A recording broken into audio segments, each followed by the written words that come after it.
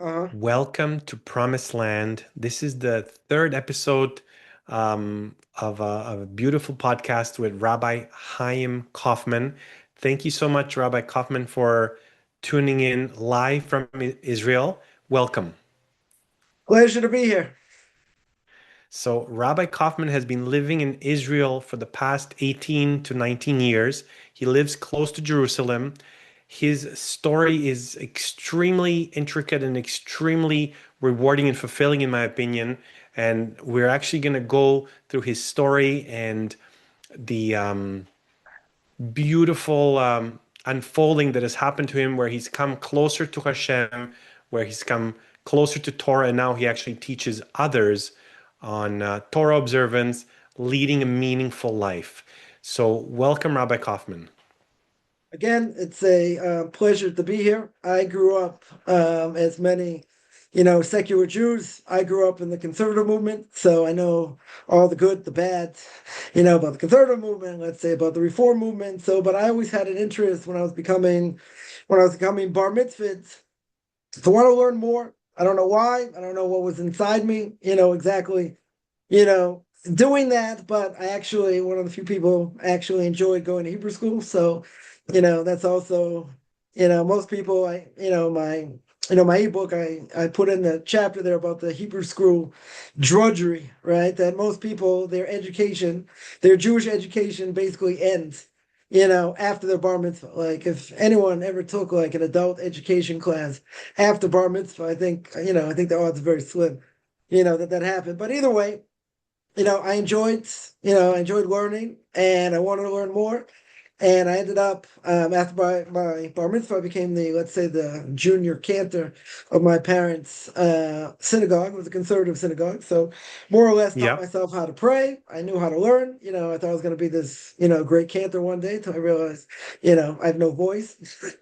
So that sort of went out the window. But in either case, I wanted to learn more, so taking Hebrew classes at Hebrew College. I grew up in Boston, a small suburb, outside of Boston called Braintree. Braintree actually became famous as the final Jeopardy question. Once there was a final question, Yeah. name two presidents born and buried, right? Born and buried in the same place, right? And the answer was John Adams, right, and John Quincy Adams. And where were they both born? In Quincy, right? Quincy, Massachusetts was actually one time part of Braintree, and eventually split off, right? Regardless, so I two see. people put two people put down Quincy, one person put down Braintree, and then Alex Trebek had to give like a brief summary in the next show that actually, Braintree was much bigger and it split off and whatever. Quincy, whatever, it was a different place, whatever it was. I was like, hey, that's my town. I became famous, So anyway, grew up in a small town, probably about 60, 70,000 people. Jewish Yeah. population also very, very, very, very small. We had a synagogue, conservative synagogue, probably should have been reformed, but it was a conservative synagogue in between two houses. In the heyday of the synagogue, might have had 75 families. Like, that would have been the most amount probably you would have had at that time. So in either case, I learned how to pray, Yeah. and I was the junior cantor, right, of the synagogue, whatever. And then, I was in high school, so I started taking, like, the Hebrew class. I wanted to learn more, so I ended up going to a double degree program between Columbia University and the Jewish Theological Seminary, which is the head of the conservative movement. So I didn't Okay. know, any better either way. So that's where I ended up. So there I started learning, started learning about Judaism, at least according to the conservative movement, and started learning Hebrew, and I was going through this double degree program, and whatever, I started keeping kosher as much as I knew. I started keeping, the Sabbath, started keeping Shabbos, as much as I knew, and more and more, I started becoming, more observant. But that didn't necessarily change the way I dressed. per se, still going out, seeing movies and ball games and, and other things. But, Yeah. my goal was eventually to be, more observant. So after the first year, I would say that, whatever, it was a good first year, but, a lot of people there try and, break down your belief system, so to speak. So like I wasn't, so clear on, where I stood in a lot of different, issues, especially, one of the things that split the conservative movement back in the day was allowing women rabbis. So that Yeah. I was growing up more, let's say, more egalitarian, let's say. But at the end, at the end of the day, I didn't really know what the issue was. You took on obligations, you didn't take on obligations. I didn't really have any background to really understand, what was going on. But, at the end of the day, the second year, that's where things changed. Now, why did things change then? Because I took a course in biblical criticism. Now, biblical Okay. criticism means it's called the documentary hypothesis, which everybody in academia, except in the Torah world, obviously, everybody in academia holds by, and that there were four authors and a redactor, right? What they call J, E, P, and D, right? J for Yud K Vav K, the God of, Hashem. E is Elohim, right? When Genesis used the name of God is Elohim, the God of judgment. Then you have P is priestly, right? Then you have the book of Leviticus. D is Deuteronomy, and then you had a redactor, right? So you had four authors and a redactor. So when I took this course in biblical criticism, which was a requirement, so their claim to fame of this class was it either makes you orthodox or it makes you atheist. Now, for some reason, I believed that God gave the Torah to Moshe Rabbeinu, right, to Moses, and Moses passed it down to us. I don't Or just know why I delusional, or thought just that. continue delusional. Yeah, exactly. Or, Yeah, yeah. yeah. So why that happened, I can't say. But this really bothered me because the professor, I won't call him rabbi, but professor at the beginning of the class was saying, the Torah is very holy. The last class, he said the Torah is very holy. In the middle, he compared the Torah to Hammurabi's code.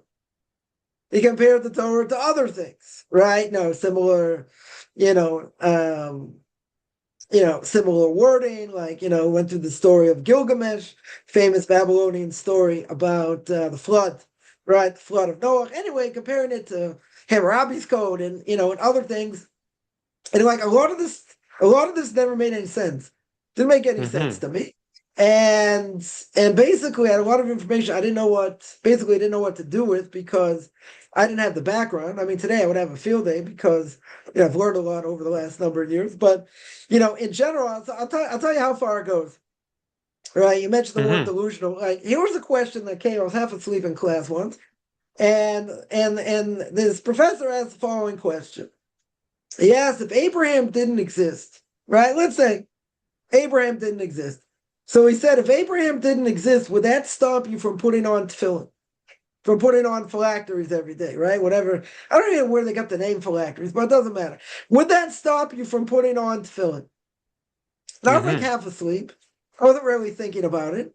So, I go to get lunch. Guy behind the counter is like, what do you want? I'm like, what do you mean Abraham didn't exist? I'm like, what kind of question is that? He's like, you want spaghetti? You want cutlets? It's like, so I start to, flip my lid a little bit. I'm like, what do you mean Abraham didn't exist? If Abraham didn't exist, you don't have Isaac, you don't have Jacob, you don't have anything. You don't have the Jewish people, right? So I went up to I went up to this professor afterwards. It's like, you want to speak? I have office hours, whatever. I wanted to speak to him, and he told me, he said, I'll give you a bunch of books to read that dissects this documentary hypothesis is more traditional. So I said, great. So, but at this point, I had a spiritual crisis. Because here I have all this information. I don't know what to deal with, right? I can't deal with it. And like, what am I supposed to do now? Right? It seems like it's all a hodgepodge. It doesn't, Abraham did exist. He doesn't exist. He should exist. Like what in the world's going on? So at this point, at this point, I had a serious crisis. So I come to the conclusion at this point that this wasn't true. What I saw in the conservative movement could not be true, right? It didn't make any sense to me. A lot of things within the movement didn't make any sense to me. This was like, we'll say, the final thing. This was the final thing that absolutely didn't make any sense at all. So You were in here I about was, second or third year there? it was my second year. It was my second year. So Do you mind at if I this point, interject super yeah, quickly? yeah, Because I go need to ahead. get something on the record, which is that I want the audience to know that I'm not representing myself as Jewish, even though I think I very well could be Jewish, and I'm going through a conversion process right now. I'm halakhically not Jewish, just so you know that I'm not representing myself as Jewish. That's Okay, enough said. okay. So so at that point, I saw that this doesn't work. And then I thought about like the bigger picture, the bigger picture in the world. And the bigger picture in the world is what? I had this idea, that's why people broke it down very quickly. But I had this idea that, you want to do good in high school, so you can do good in college. You want to do good in Mhm. college in order that what? You get a good job. Get a good job, you get married, let's say you have a couple kids, maybe you have a summer home, you retire at 65, you go see the world, then you die. This is a very pessimistic way of looking at the world, right? So I had a question. Here's my question. What happens if you were born and your last name is Rockefeller, or your last name is Getty, right? Or your last name is, I don't know, is Gates, right? Or whatever, right? You're born into a wealthy family. So if the Yeah. whole idea is you got to work, you got to start from the bottom, work your way up, and all that, what happens if you already had all the money?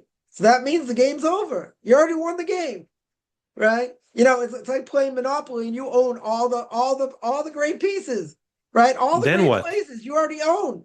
So if you already own, no one's gonna play with you. They're gonna fall. You got hotels, you got other things, right? You got all these things. No one's gonna play with you because everywhere they land, they have to pay you money, right? Yeah. So at this point, all these other feelings started coming up. They all started coming up, right? And whatever, during the first 2 years, people would, try and philosophize, try and break down your beliefs, and like this is what I really believe, right? That's the way the secular system works, right? Now, and people will tell you how important it is, to have a degree, and you get 30-40% of people get degrees in, like I did, and I got a degree in history. So what do you do if you get a degree in liberal arts? What can you do with a degree in liberal arts? Nothing, right? But everybody and their mother will tell you you have to have a degree. And if you don't have to have a degree, you won't get anywhere. It's probably one of the top 5 biggest lies in the history of man. Yeah. But anyway, I could go on that for days. We're not Yeah. going to go there. But I came to this conclusion, and people say it's not true.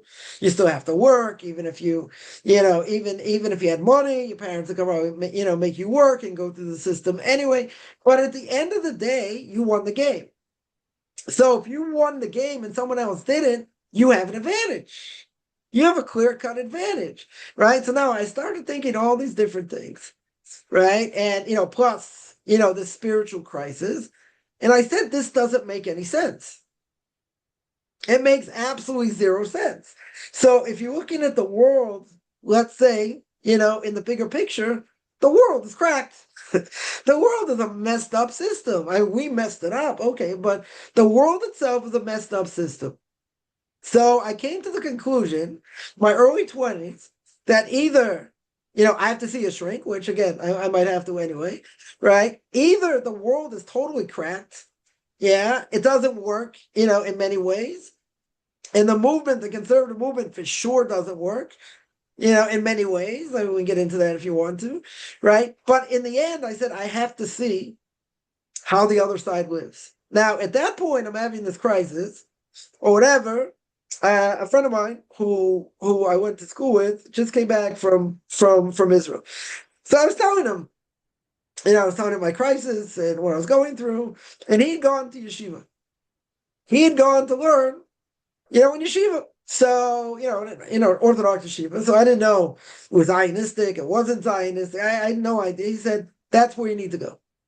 He said, you have all these questions. You won't have any questions after this, right? This place probably is not going to be for you afterwards, but that's what you have to do. So I applied. Yeah. I applied to this yeshiva. It was a Baal Tshuva yeshiva. It was a yeshiva for people of minimal background, right? For Jews, don't know very much about Judaism. So, they had a program basically, let's say for college students and older, and I got accepted. So I told my parents, I want to go. The last time I was in Israel was on a teen tour. I only went kind of like in Olympic years. It was like 1984. I think I went one year, and then it's like 1988 when I went. It was my junior year of college. Not only that, I didn't get credit. Columbia University wouldn't give me credit for going there. They said, you want to go to Hebrew University, we'll give you credit. You want to go Ben Gurion University, Tel Aviv, whatever, we'll give you credit. This, we're not giving you credit for. I said, I'm going. I was like, that's it, I'm going. So, wow. But I had to promise my parents, I had to promise them that I'm coming back to finish my degree. That's what I had to promise them. So I said, fine. So I go to Israel. I went with a friend of mine, and we traveled around. And then he came back to the States, and I went to yeshiva. So the month of Elul is a very potent time, right? It's 30 days before Rosh Hashanah. It's all about preparation for Yom Adin, for the day of judgment, right? That's what Rosh Hashanah is all about. It's about judgment.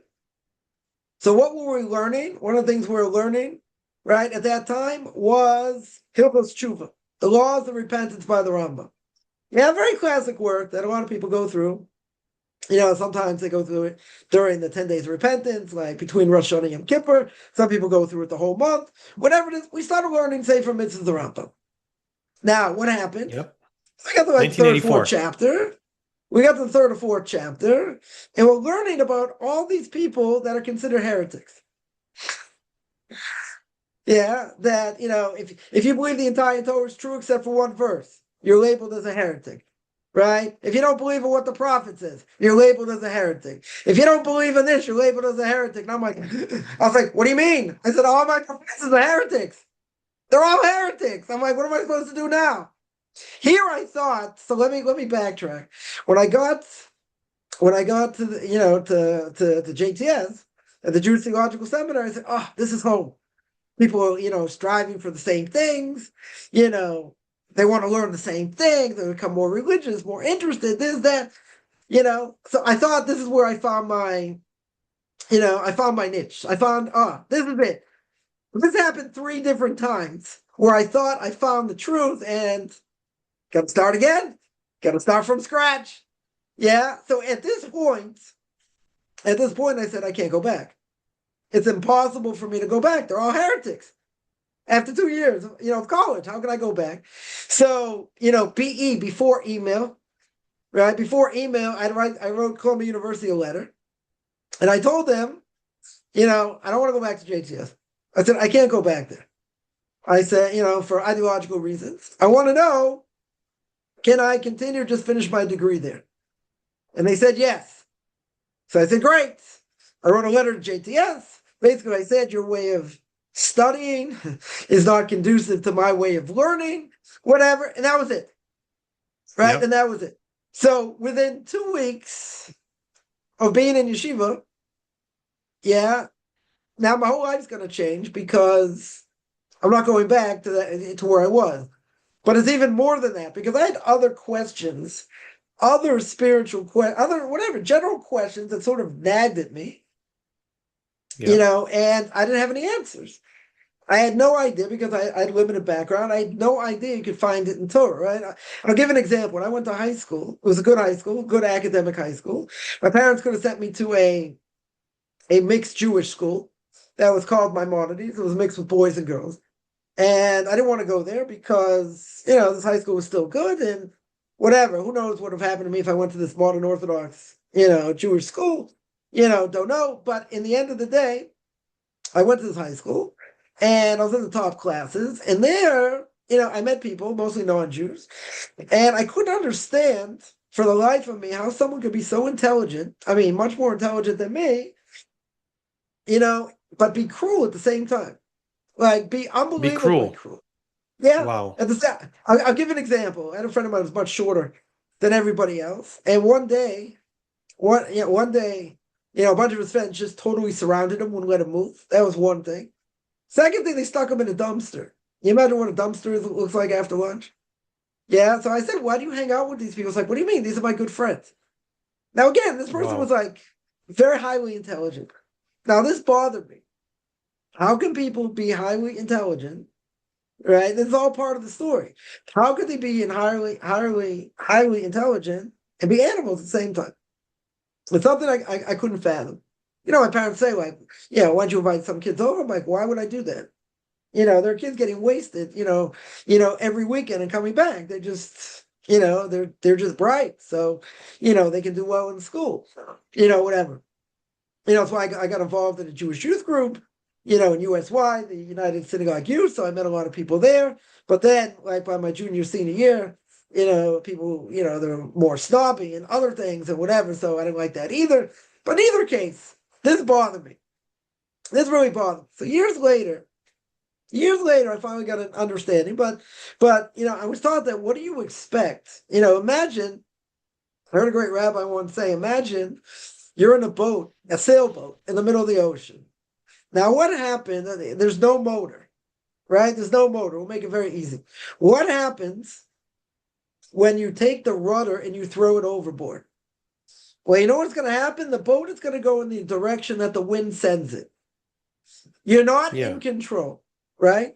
So we're going to call, as this rabbi said, we're going to call this rudder Torah. If you don't have Torah guiding you in every aspect of your life, what's going to happen? You're just gonna go the way the wind blows. Maybe you'll be a leftist, maybe you'll change, maybe this. You'll be influenced by the media, by social media, and everything else, and you'll never think about anything, right? That's what's gonna happen. And that, I can tell you, I can pinpoint. It's very easy, right? It's very easy to prove that. But I learned that many years later. I also Many years think later. I Yeah. also So think that there is this aspect of people have a spirit of Jacob or a spirit of Esau, or at least you see that the spiritually see, because the reason why you sought God and you sought Torah is because your spiritual sort of essence is so strongly sort of tuned and amplified that you could not just be swayed by the currents and by the wind. You were just right. basically, there was a beacon calling you. Right, but let's answer like this. Esav, there's one of the great commentators more than 300-400 years ago, said Esav was 1,000 times greater than Yaakov. Now, many say, 1,000 times is a little bit of exaggeration, but until the age of bar mitzvah, they were the same. You couldn't tell the difference. What happened to Esav? Desire. Desire destroyed him. But he had the capability. He could have been the father of 6 of the tribes. But since he went off and did his own thing, right? So that desire, that desire killed him, right? But in this sense, it was a mind-boggling thing. So I tell my students all the time, think about it. If you don't have Torah as your guide, right? The Rambam, Maimonides says in the beginning of the 13 Principles of Faith, he says it's either you believe in God or you believe in idolatry. There's Yep. nothing in between. Right? I've been looking for that middle path for years. Right? Whenever I had to read a book, I never read a book, until I was in my 20s for fun. Right? Any book I had to read in high school, even I was in advanced placement classes, I got the cliff notes. I want to watch the movie. Either way, I like to read for fun. Never. It's probably why my English is so bad. Right? And different things. Like my wife's English is like 10 times better than mine. Every time I say something, she's like, "You can't say that." Right? That's not the way it goes. Like a lot of times I would say you make the bed you sleep in. She's like, no, it's you lie in, not sleep in. I'm like, they got it. They understood what I meant, right? So in either case, right? In either Yep. case, if you don't have the Torah as a guide, and I learned this when I was in yeshiva, and I learned this later, as well. If you don't have the Torah as guide, what are you going to go after?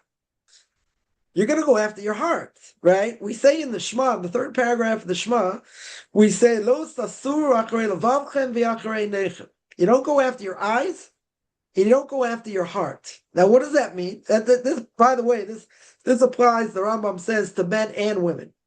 It doesn't just apply to men not going after your eyes, right? But the Gemara says, or the Medrash says, that your eyes see, and your heart, what does it say in Boston? Your heart covets, right? In other words, what your eyes sees, your heart wants. So therefore what? Therefore, you got to be in control. And if you don't have something that is solid, that is going to, give you frame of reference and how to do things and what to do, you're going to be lost. You're gonna just go after whatever your heart tells you to do, right? You know the joke. What's the difference between men and boys? Just the size of their toys, right? That's the difference, right? That's the difference. So you go older. So I've seen people that I grew up with, that I went to camp with like many, many years ago, and I see what they're doing today, 40 years ago, more than 40 years or whatever. Now, I'm not going to say no one's ever changed. No one's ever thought about things, whatever. But I see going to the same type of movies, listen to the same type of music or maybe different or whatever. What's changed? Now people will take me to task and they'll say, you don't know what's in their heart. You don't know what they're going. You're right. I don't. But I'll give you an example. I'll finish the story, right, about my life. I'll give you one example. Someone once told me they belong to I call it a conservative synagogue. It's more like Reconstructionist, whatever. It doesn't really matter. But someone once told me that, in some synagogues, you have to pay, you have to have a ticket in order to get in to the synagogue for Rosh Hashanah Yom Kippur, right? However much you pay, however much it is. So the person told me, the more money you pay, the closer you get to the air conditioning. Now, I guess that's a good thing because if Rosh Hashanah is like early September, it can be warm, whatever. So I said, I got a great idea. I said, why don't you just buy a portable air conditioner and bow down to it? They're like, ha, ha, ha. That's very cynical. I said, I wasn't being cynical. You told me however much money I pay, I get closer to the AC. So you're not in synagogue, obviously, to pray. You're there for the air conditioning. Now, people have tried to rip me to shreds on that and say, well, they're in synagogue for a reason, right? Their heart's telling them to be in synagogue on Rosh Hashanah and Yom Kippur. Okay. Right. I would agree with that. So they say, you can't say what's in their heart. Okay. Right? I can't say 100% what's in their heart. But I can tell you that if someone says, the more money you pay, you're closer to the AC, my guess is, and people can disagree, my guess is they're not there to pray, they're there for air conditioning. That's my guess. Based on there is a value that they're demonstrating. They're saying what their value is. Right. Right, exactly. So anyway, so it comes my junior year ends, and my Shiva year ends, and all I want to do is stay in Israel. So my parents said, "You're gonna come back. You promised." This was 1984. 1984. This is 1989. 1988. Yeah, the end of 88. So we're talking beginning of 1989. So that being said, I went back. I finished my degree. Now at this point, also I had an issue because most of my friends, certainly at that time, all went to JTS. I didn't have really so many friends at Columbia, so now I'm going in a totally different direction than they are. I'm becoming more observant. Yeah, so I had a big issue there because they weren't on the same wavelength. Now over time, I developed other friends and different things. So, it became a little bit easier, but that was also a very hard adjustment. And then in 1990, I graduated, finished my degree in history. At that point, I decided I want to become a rabbi, except for cantor because I can't sing.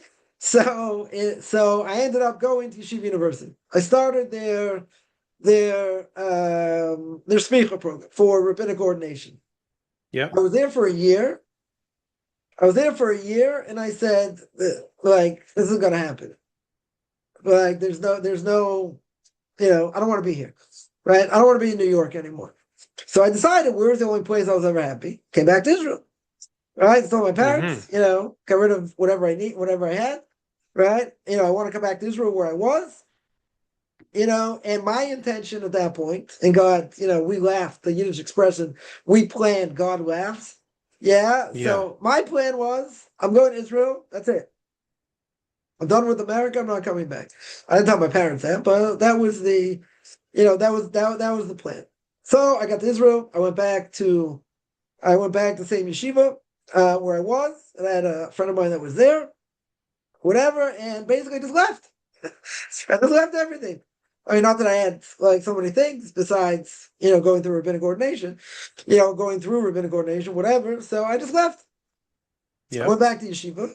Now at that point, I was 23, so I was, ready to start the date, so to speak. So, I started speaking to, some matchmakers here and there, and time to get married. So what happened? I ended up going up north to Sfas, which the holy city of Sfas. I had just finished. It was just after Sukkot, so I was up there, sort of seeing the sights, with friends of mine, and lo and behold, my wife was at Hebrew University at the time, and she happened to be up in Sfas at the same time. Now she was also becoming religious at this point. I was already in yeshiva, and we happened to meet. There's an artist colony up in Sfas, and actually, my wife has a distant cousin that founded the artist colony. So friends of mine met friends of hers, and we went on this walking tour, I guess, of the artist colony, and that's where we met. Now, just on the walking tour. This is a side point. How my wife got there was pretty miraculous. She wasn't supposed to be there, right? But she ended up getting up, and she wasn't even really supposed to be in Israel. The whole thing, how she got to Israel also, and everything was like late and planning, but she ended up in Israel anyway because she was supposed to be there. That's how God orchestrated it, right? But at that point, she said, "Listen, I'm willing to be religious. I'm willing, take on these things. Don't make me go through a matchmaker." That's what she prayed at the Western Wall before she ended up getting to Sfas. When she got to Sfas, we met. So so on the way back, we started talking on the bus. It's like a 3-hour trip. So again, this is extremely very unorthodox. And after that, we started to date. 2.5 weeks later, we got engaged. It's like, but how do you know? We're still going to be religious. I said, listen, I am taking, somewhat of a chance, but I think we're on the same, wavelength. I think, we grew up more or less the same, so to speak, similar challenges, etc. So decided to announce our engagement in the States. So what happened? We went on Thanksgiving. We went before Thanksgiving, which kind of unorthodox to leave yeshiva before that, but okay, went Thanksgiving. Told my parents I'm coming home. I didn't tell them I was coming home with anybody. I walk off the plane. My father comes, and my father, bless him, comes. He's like, "Who's this?" I was like, "Oh, a friend of mine, whatever." I didn't tell them we were engaged. I didn't say anything about being engaged. So day before Thanksgiving, I go out, buy some kosher champagne, go to a relative's house for Thanksgiving. Halftime of the football game, because Thanksgiving's all about football, in Turkey, not necessarily in that order. Could be in that order. I don't know. Depends who's playing. Yeah. So at halftime, mashed potatoes too. Champagne. Mashed potatoes. Yeah, exactly. Cranberry sauce, the whole thing, right? So at halftime, what happened? Holiest halftime, ever. I open up the champagne. I said, Mazel Tov. They say, for what? I said, I'm engaged. They're like, what are you talking about? I said, I'm engaged. I said, I got engaged. And they thought I was like absolutely out of my mind. My wife was 19, right? I was 20. I was 23. I was 23. So like people thought I was absolutely crazy. Now my in-laws didn't even know my wife was coming home. was coming back, he's, to visit. So my wife called him up and whatever, and said, whatever, I met somebody, whatever, we're gonna come visit. So, we went up there and whatever, my wife, at some point, and so after that, so I bought a ring, bought an engagement ring. And then Yeah. after that, we went up there and, at some point, my wife, whatever, put on the ring, says, oh, look what happened. Look what I got. Anyway, my mother-in-law, like, just started laughing, like, really laughing. It's like, I gotta have a drink. Like, I gotta have a drink. She never drank, right? She never drank, right? So, we announced our engagement. So, my wife was still in school. So we wanted really, really to have this wedding in Israel. And everyone was pretty much, against it. What, we're gonna come to Israel and we're not gonna know anybody, these are all your friends or whatever. So we worked very hard to get the wedding in Israel. My in-laws came to visit. We had to speak to one of my rabbis or whatever, and we went to a wedding. We showed them a wedding, a religious wedding. And once they saw the religious wedding, they said, "Yeah, okay, we agree." So 22 people came to this wedding, got married. We got married in Jerusalem. We had Shabbat, these fancy meals after get married. They toured around. Yeah. My wife and I The went Sheva on a Brachos. honeymoon to Europe. Went back to America. For a like a second wedding party. Let's say. So my in-laws invited all their friends or whatever. Played part of the wedding video, on whatever on the screen at this time, right? And we ended up getting married. We went there, and then after that, we came back. We came back to Israel. We started off where I was learning before. And my whole goal was eventually, I'll get rabbinic ordination, and then, I'll do what I want to do. I want to help start a community, be part of a community, be a rabbi of a community, right? That was that was my end goal. So 6 months after I'm married, both of us didn't like where we were, right? In this modern Orthodox religious Zionist, let's say yeshiva. So someone my wife had a connection to was ultra Orthodox. Said I got a great place, for your husband to go to learn, the community, whatever, because we're already going in that direction. So what happened? So I said, okay, let's check it out. Now the head of this, learning institution didn't necessarily want to take me. I wasn't wearing, white shirts. I had a chain. I had a wedding ring, whatever. I'm like, listen, I just want to learn. Like, that's all I want to do. I want to learn. I want to be the best I can be. I'm not here to, influence anyone, in a negative way, and all that. And whatever, he said, okay, we'll put you on trial. We'll see. We'll see where it goes. Now, these guys were learning, they were much stronger than me, in learning, but, I caught up relatively quick. So I told people in this modern Orthodox community, like, listen, if I don't like it, I'll leave. Like, it's nothing, I was just married. I didn't have any kids. So I said, I'm not obligated to stay there. If I want to pick up, I'll leave. Right? So it's kind of like treason when you leave one group for another group, whatever. But I said, okay, let's see. I said, the first second I don't like it, I'll leave. There's nothing keeping me there. Nothing forcing me. It was no big deal. Right? There's nothing forcing me to stay there.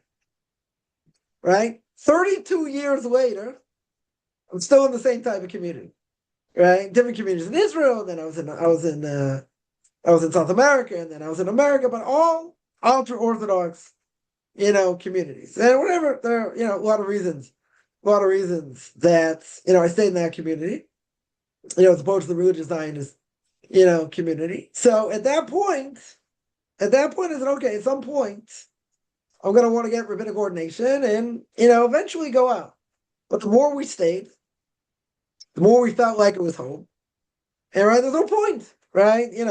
I'm learning very well, doing, going through, tractate after tractate, the Talmud, learning's going well. I didn't have financial issues, right, at that point. So, it's that, I was sitting and learning. My wife was she was going to get a master's. She finished her degree. Actually, it's funny. She went to 3 different universities and then finished her degree at different university. In Israel. Right, she didn't get a master's degree. She came a little bit short of getting a master's degree, but then I had a whole bunch of kids, so it was hard to do that. So everything was going, according to plan. I bought a house, bought an apartment when I was living, in Jerusalem, and then I moved to a community called Beit Shemesh, so I'm at Beit Shemesh. So I bought something there. I didn't, and then eventually I sold my apartment there, in remote.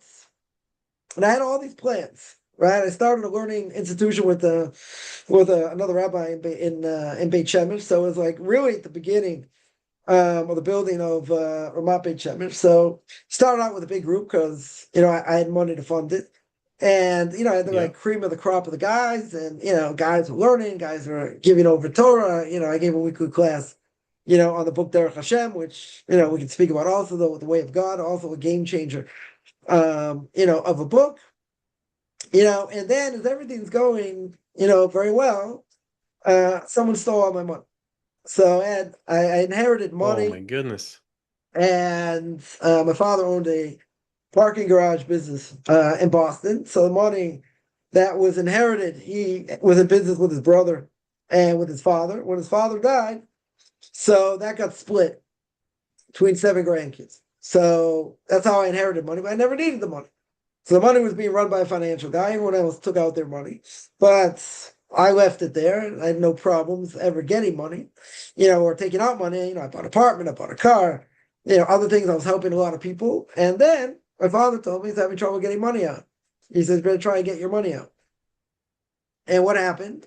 This guy had a fund, whatever, of a lot of money, not just my money, or my father's money wasn't all his money, or my mother's money even, and other people's money. Nonetheless, he put it in a different business, and that business went under. That business totally went under. Now, I don't think he had the intention, to steal it just for the sake of stealing it. I think he put it in his business, hoping business is going to take off, and when the business takes off, he'll put the money back. So, I got left holding the bag. I had no money to pay a mortgage, I had no money to pay anything. Yeah, and they hired a lawyer, go after this guy. So at the very least, I was paying Social Security or money I didn't have. So at least that I didn't have to pay.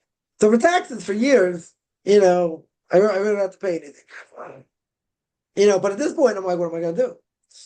I had to sell my apartment. I had no way to make money at that point. Right? I had no way to make money. So I decided, okay. It's totally embarrassing also, to boot with everything else. It's whatever. When God wants to hit you hard, like flatten you absolutely like a pancake. I got flattened, like totally flattened. In the end, it was too much embarrassment to be there.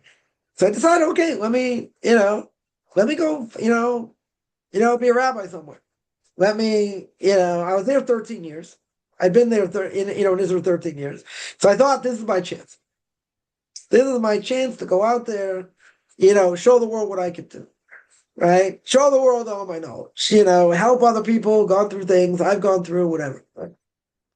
So I was working with a group called Nero Elef. Nero Elef is a group that trains rabbis to go out to outside of Israel, either take over communities or be part of learning programs there, whatever it is.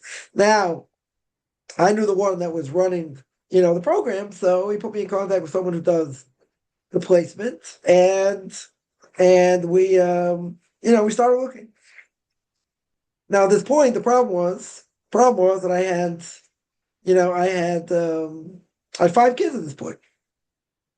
Well, 5.5. My wife was expecting at that point. So I had 5.5 kids. Now, usually they want to hire someone either doesn't know that much, doesn't have that much experience, let's say, so they don't have to pay a lot, or they're younger.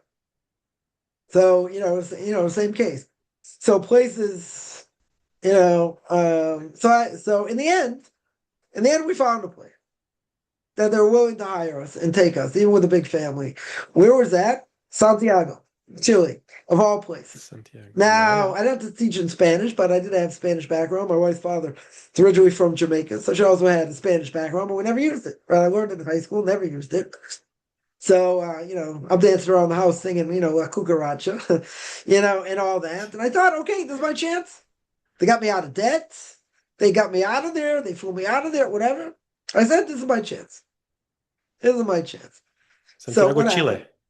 In Chile, right. So we got there in the middle of the winter, which is like the end of summer for them, right? So, different hemisphere. So we got there and, I heard a few things that the person who hired me said, and, said to myself and basically said to my wife, I think I have to be like extremely careful here because, some of the things that I heard were, with English would say a little bit dodgy, a little bit dicey. So, okay.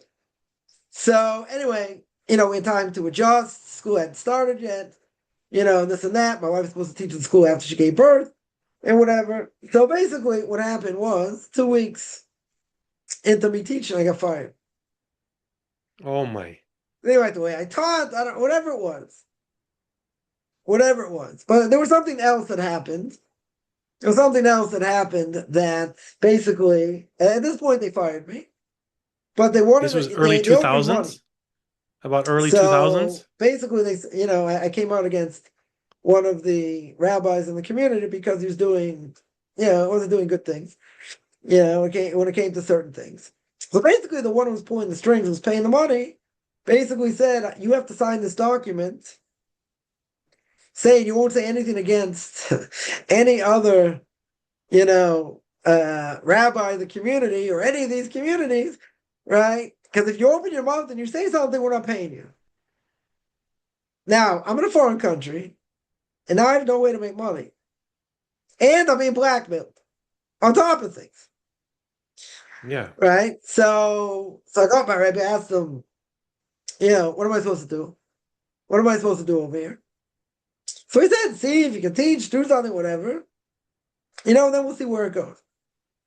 So then I told them, the classes were mixed, between boys and girls, but I was under the impression only mixed up into a certain grade, and Missouri mixed much further. So I told my rabbi that. He said, you got to leave. He said, you got to leave. I said, what am I supposed to do about being compensated?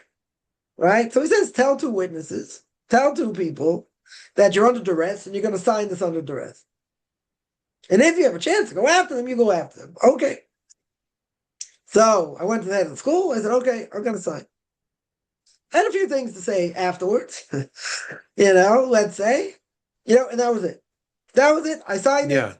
They paid me for another year compensation, and that was it. But they were very happy to get me out. Which year was this? They don't want people, I'm not going to say cop an attitude, but, if you're in the middle of nowhere, and this is also a big problem, if you're doing outreach in the middle of nowhere, who do you have to answer to? You don't have to answer to anybody. Was this about 2003, 2004, or? You're talking 2000, this was in 2008. 2008. I went in the middle of 2008, and in the middle of 2005. Sorry, it was 2005. Sorry, 2005, and this is in the winter. Let's say January, February. I was fired by March, by April, something like that. So in June I was gone. But they were very happy to get rid of me because they don't want people coming out, speaking their mind and, saying things against, rabbis. The community's been there for so long. They were very happy to get me to leave. But they were doing very dodgy things. I didn't take it as far as I could have because, different reasons. It's too bad, reasons. I could have taken it much further, but, my rabbi said, you got to leave. So I left. So he said, go to Lakewood. That's where you have to go. Go to Lakewood, New Jersey. So fine. Yeah. So, I stayed a number of weeks by my in-laws in Philadelphia at that point. And then I had friends of mine in New Jersey, old friends of mine in Lakewood. So it wasn't easy to get my kids into schools, but I got my kids into school. I ended up getting my kids into school. So at this point, I had to sell a lot of things, in Israel. I had to rebuy them when I was in South America. Had to resell them when I was in South America, and then eventually when I came back to Israel, I had to do it all over again. My wife's like, when does this end? I said, right now. I said, that's it. We're not, I'm not going anywhere else afterwards. So what happened? I get my kids into school in Lakewood. I'm looking for an outreach job, for a rabbi job. Yeah. So one person says, I'd love to hire you. Now, one caveat I'll tell you is, people ask the question, when you're in Israel, people say you see miracles. They say, tell me about a miracle that you see. I said, I hang out with one of the Torah giants of the generation. Where I came from, that's a miracle, right? When I was learning in a certain place, I was I didn't tell this part of the story, but when I was learning there, I want to go out and do outreach. That's what I want, So Yes. so the head of Or Sameach, or of Mendel Weinbach of blessed memory, says, listen, you're a natural. I don't have to train you. But he said, if you're learning well and you don't have livelihood issues, I'm not going to take you out of learning. Right? So he said you have to speak to one of the Torah giants of the generation. So a friend of mine who I was learning with he lived in South Africa. And my Rebbe was in South Africa for 6 months out of the year. When I first met him, his wife got sick. That's when he stopped going. He went there for about, say, 13 years. Right, his name is Ramosha Sturbach. He should be well. He just turned 100. Right, should be well. I've been close to more than Amen. 30 years, and he's the head. He's the head of probably the most powerful rabbinical court in the world, the Eid Haredis in Jerusalem. And Yeah. so a friend of mine told me, I was learning with. Listen, he speaks English. He grew up in England. He said, go speak to him. He said, I'll get you in. Not a problem to get you in, and see what he says. So I went to see him. And he spoke English. He started speaking in English. I almost fainted. I'm like, you're talking about, I didn't really know who he was at the time. He's like, a bona fide Torah giant, like literally a Torah giant. Written books like 30 years ago, 40 years ago, and he was already known, as being very big back then. Right. So what happened? So I told him my story. He said, listen, I'm an old man. Take my advice. He said, if you have the opportunity to sit and learn, and you're learning well, and you don't have financial issues, he basically said you have to be off your cotton picking head to go out. He said, don't be one of these Mickey Mouse rabbis. Learn everything. Just go through everything. Don't worry about it. Don't worry about it. So he told me if I want to do give a class once a week at night or whatever, you want to get your energy out that way, he said you can do that, but your focus is you have to learn. You have to sit and learn. So I looked at him, I said, listen, I'm willing to listen, but I said, you just killed my dream in like 3 seconds. I said, I've been wanting to do this for years and years. So I told him, if I'm going to be the one to listen, you have to be the one to teach me. That's what I told him. So he said, bli neder. He said, without a vow. I said, okay. So I used to call him up. I tell him who I was. He goes, what? You didn't think I knew who this was? You don't think I know who this is? I started asking questions, making up questions. What are we going to learn? Anyway, he said, fine. Come to my house Monday night. We're going to start to learn Sefer Mitzvahs the Rambam. Going to learn the mitzvahs according to the Rambam. So I go to his house. I have my tape recorder back in the day. And his son says, I don't know what you did to my father. I have no idea what spell you have him under. But I said, I've never, ever, ever, ever seen my father learn with anybody one-on-one. Never. I said, great. Brush up on the English. You might learn something. And that's how I developed my connection. So for 3-4 months, I started learning with him. After that, he had to walk around this area of Jerusalem every night because of his varicose veins. So I had the Monday night slot. So I used to walk with him. I used to have my tape recorder going. I could ask him whatever I wanted. And then I said, I want to learn by you. So I came to learn by him in the morning. I spent most of the afternoon learning there. And then I said, I want to see what goes on in the rabbinical court. It's like, you can't get in. I'm like, what do you mean I can't get in? I said, don't you work for them? He's like, yeah. I said, don't you get paid by them? He's like, yeah. I said, then you get me in. So anyway, that's how I got in to see what goes on in the basement, right? In the rabbinical court. Yeah. So I used to take him around.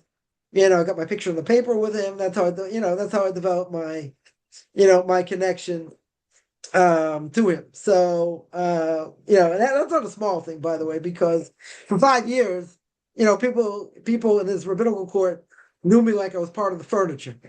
I'd take him to weddings and, different things. Everyone would say hello to me, give me a pat in the back, give people high fives, like where I came from, come on, it's unheard of, right? It's totally unheard of. So that in my ebook in and of itself, that's also a huge miracle. So regardless, he told me, go to Lakewood, go to New Jersey. So I got to New Jersey. I tried to find an outreach job and nobody wanted to hire me. I had a resume yay long.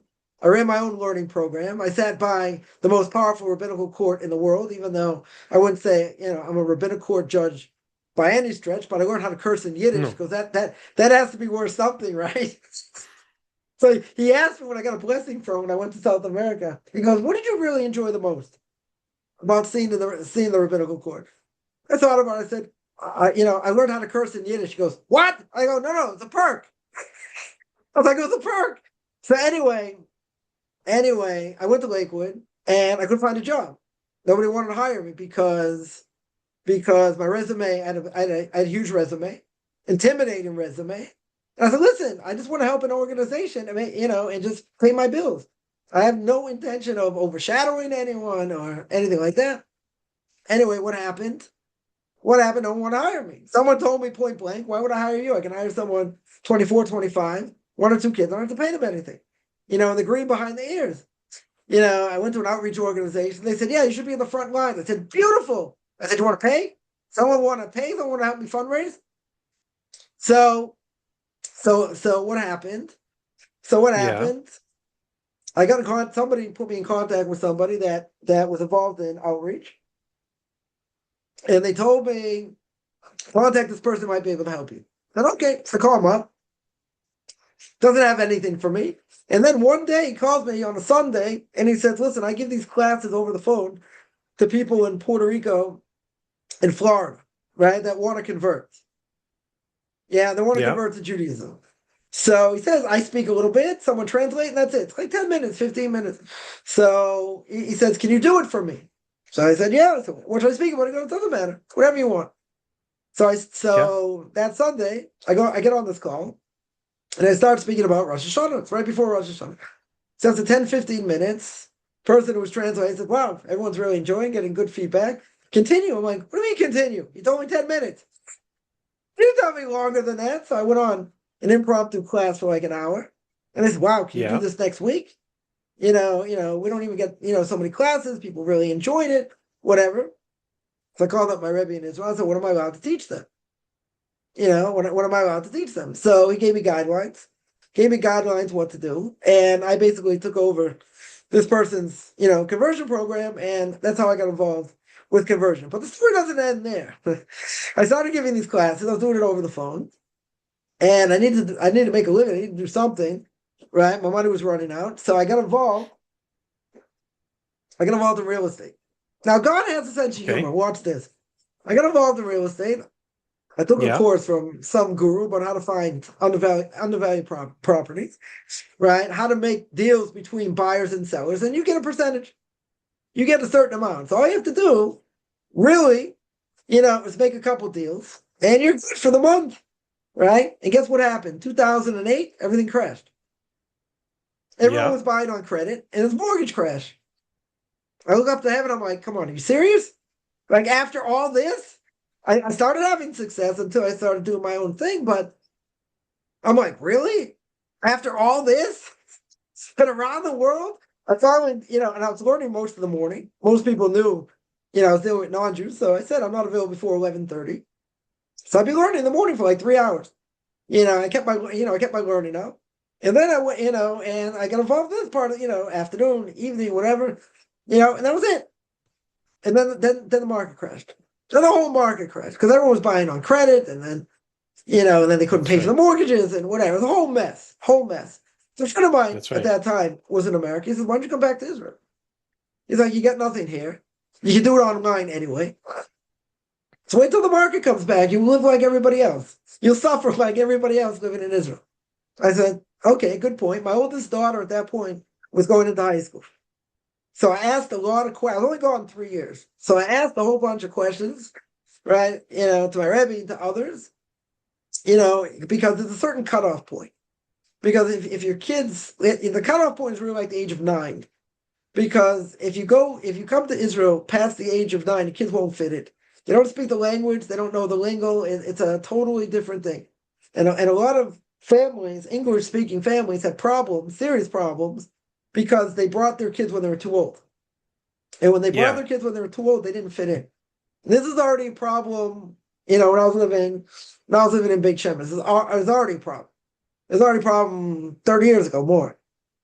right? Or 25 years ago already. It was a problem, right? In either case, I wanted to make sure I didn't make that mistake. Now, my younger kids, I wasn't going to have a problem with.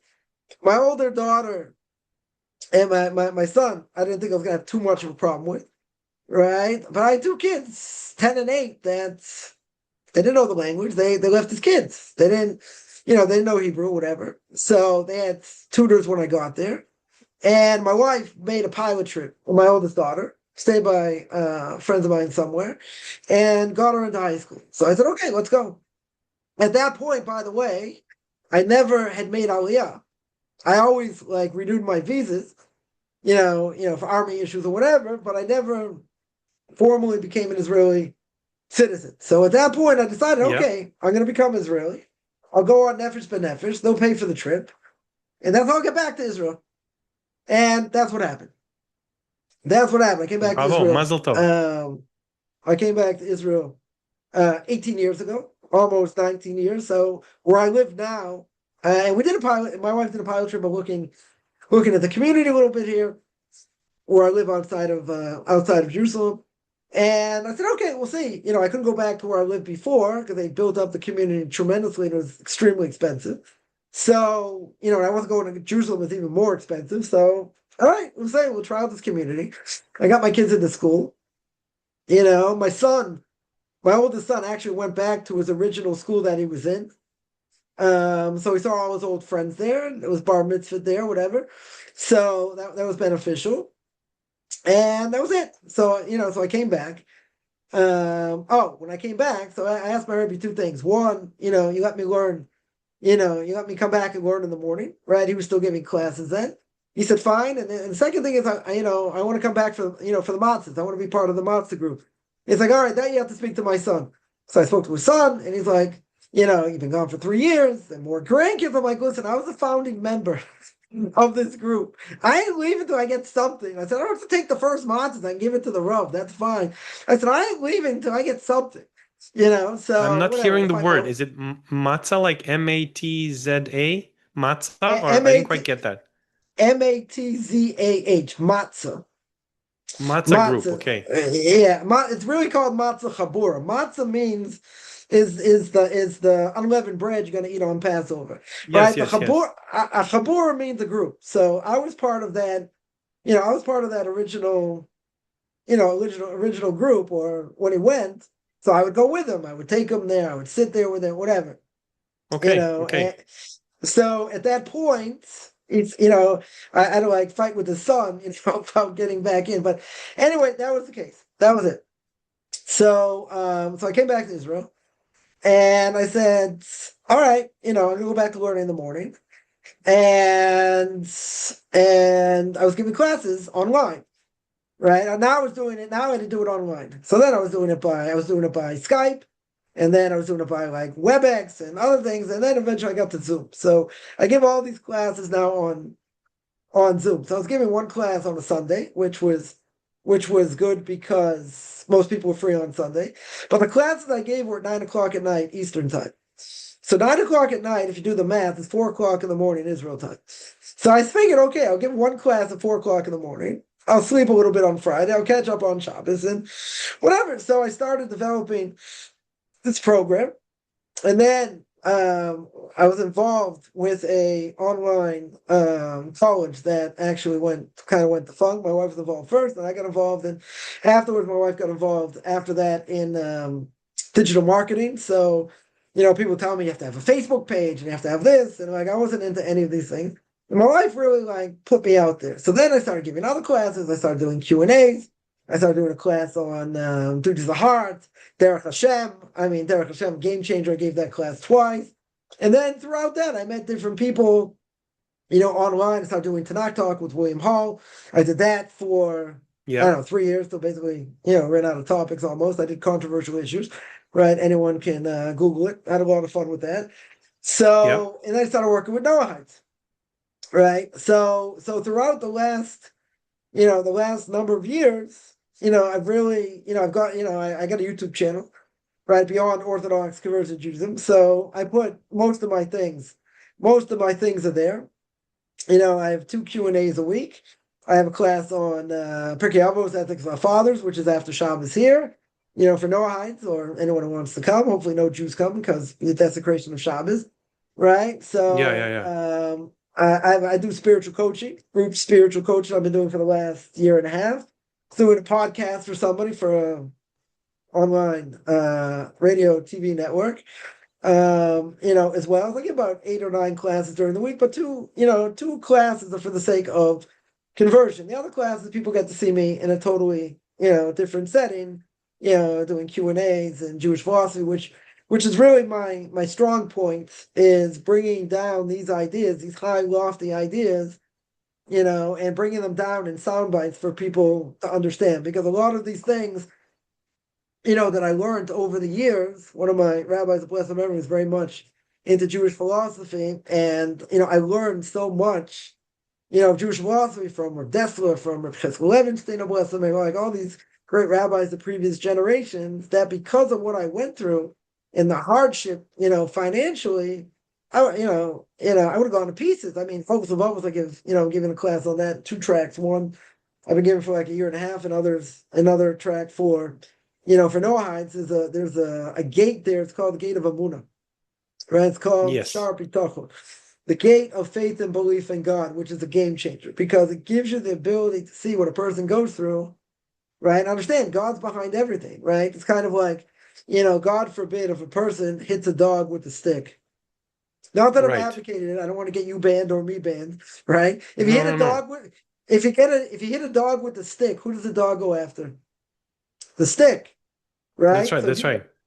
So if you get tossed around in life and you have difficulty and you're yelling and screaming at somebody because they caused you damage, okay, they're guilty, right? Yeah. But who's the one that sent the person to get to you?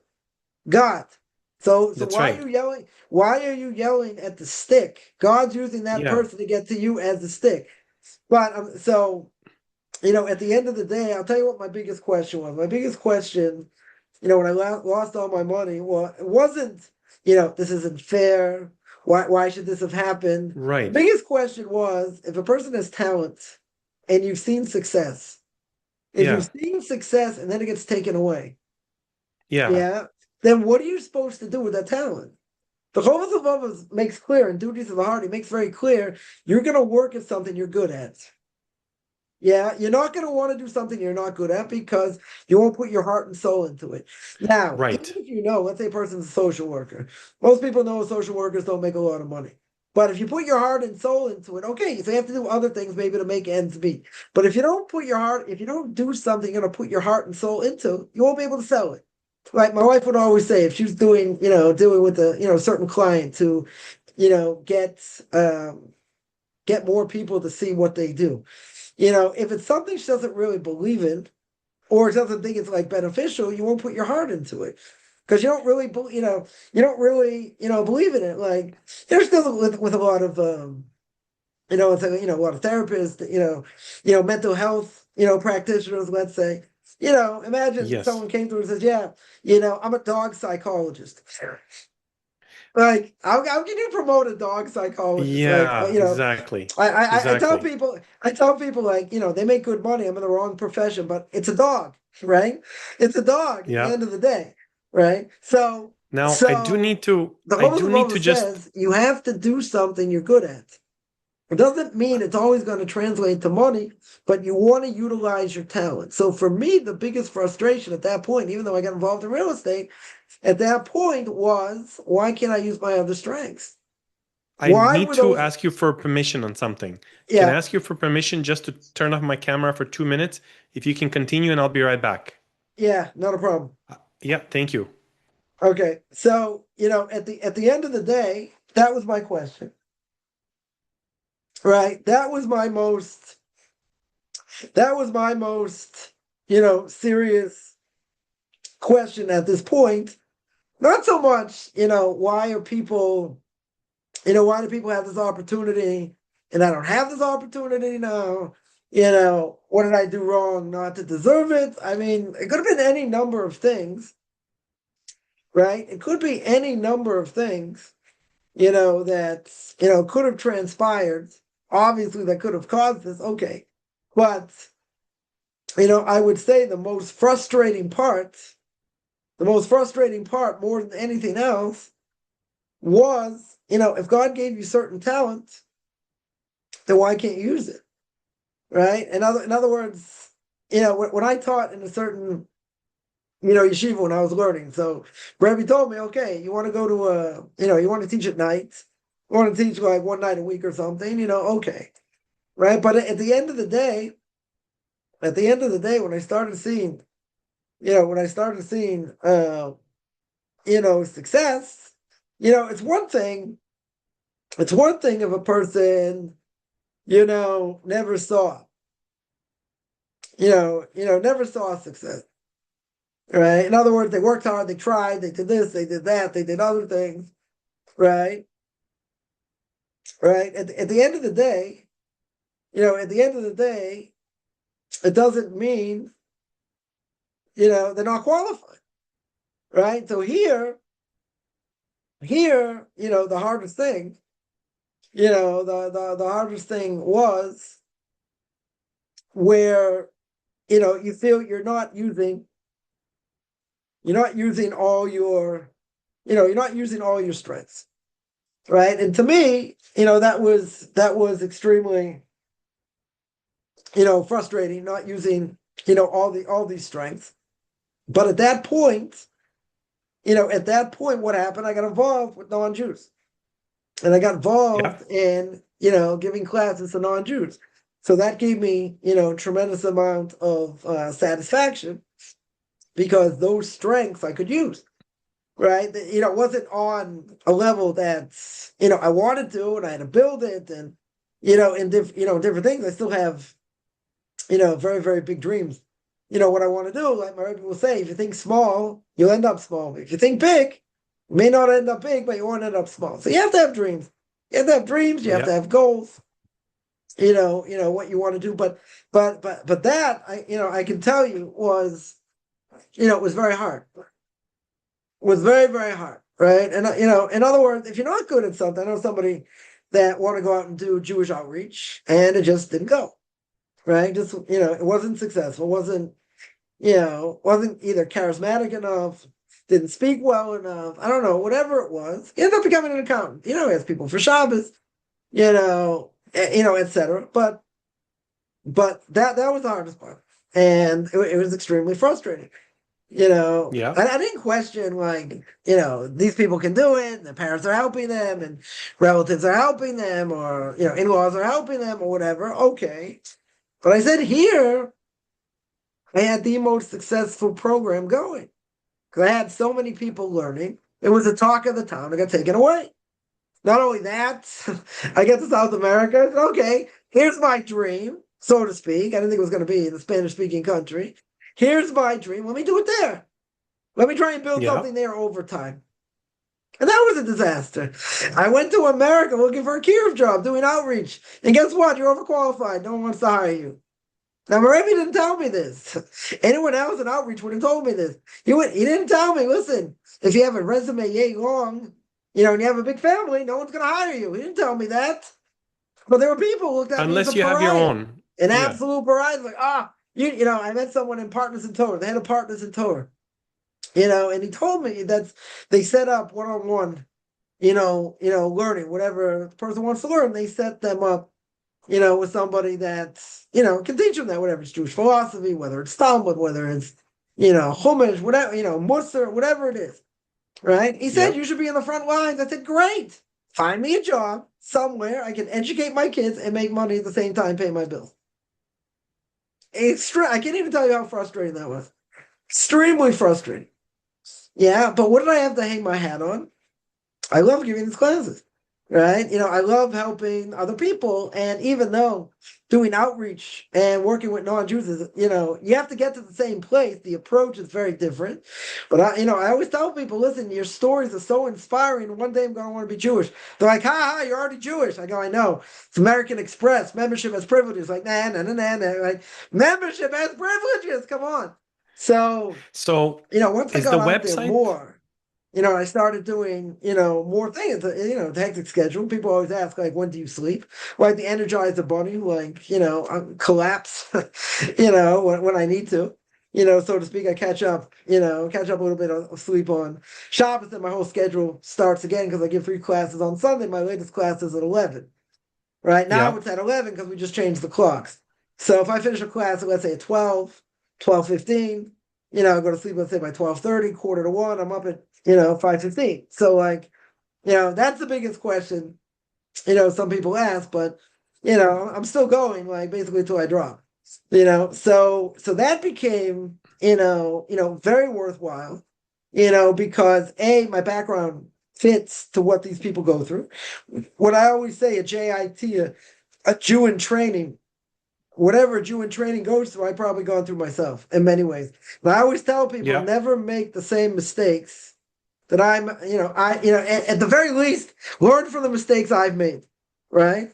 Yeah. And even all the advice, all the great advice I got over the years, it didn't make me come out smelling like a rose either. So people have to understand, even if you're doing the right thing, you might get slaughtered. But that doesn't mean God's against you. That means you have to stick up for, Judaism, and God's going to be so proud of you. Why? Because you're not giving in, right? Like I saw a friend of mine on a plane ride back to Israel. So I said, what are you doing in the States? So I said, oh, I was at a wedding. So I said, oh, Mazel Tov. He's like, well, not exactly. My sister intermarried. I said, okay, Oh so my how could you go goodness. to the wedding? I said, how could you go to the wedding? He goes, everybody knew I was there under protest. I was like, oh, you were eating your kosher food under protest. You were dancing the horror under protest. Now I understand. You probably got a lot of flack. I'm not here to judge. Probably got a tremendous amount of flack. Yeah, and he didn't want to be ostracized. Right? But at the end of the day, an Orthodox Jew can't go to a wedding, cannot go to an intimate. Right? That Yeah. 100% is that 100%, especially if you're an Orthodox Jew, you can't do that, right? That is totally forbidden for what represent. So my Rebbe would always say, if people don't like it, just tell them, go eat kugel.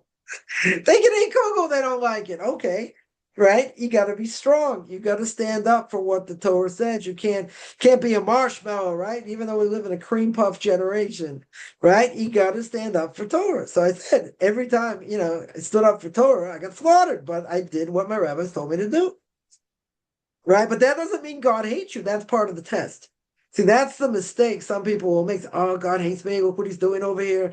Look how difficult, etc. But at the end of the day, if a person's able to overcome and if a person's able to work through, they become much stronger. The test isn't wasted. The test for sure isn't wasted, right? But it's a hard test, I right? just wrote this last You got night. Do everybody you and their mind? mother telling you you're doing the wrong thing. You're out to lunch. You're a fanatic. You're this. I love being called a fanatic. I'm like, come on, can't you do any better? That's all you're gonna call me is a fanatic. That's pretty good, right? But again, you don't. Person shouldn't think if I come, to Judaism, whether you want to convert or Yeah. don't, that means the path is going to be smooth. Just the opposite. God's going to deal with you in a totally different way. You're not a potato farmer in Idaho anymore. No offense. Anyone who's a Yeah. potato farmer grew up in Idaho, meaning you grew up not knowing anything, Yeah. right? God's going to look at you very different now.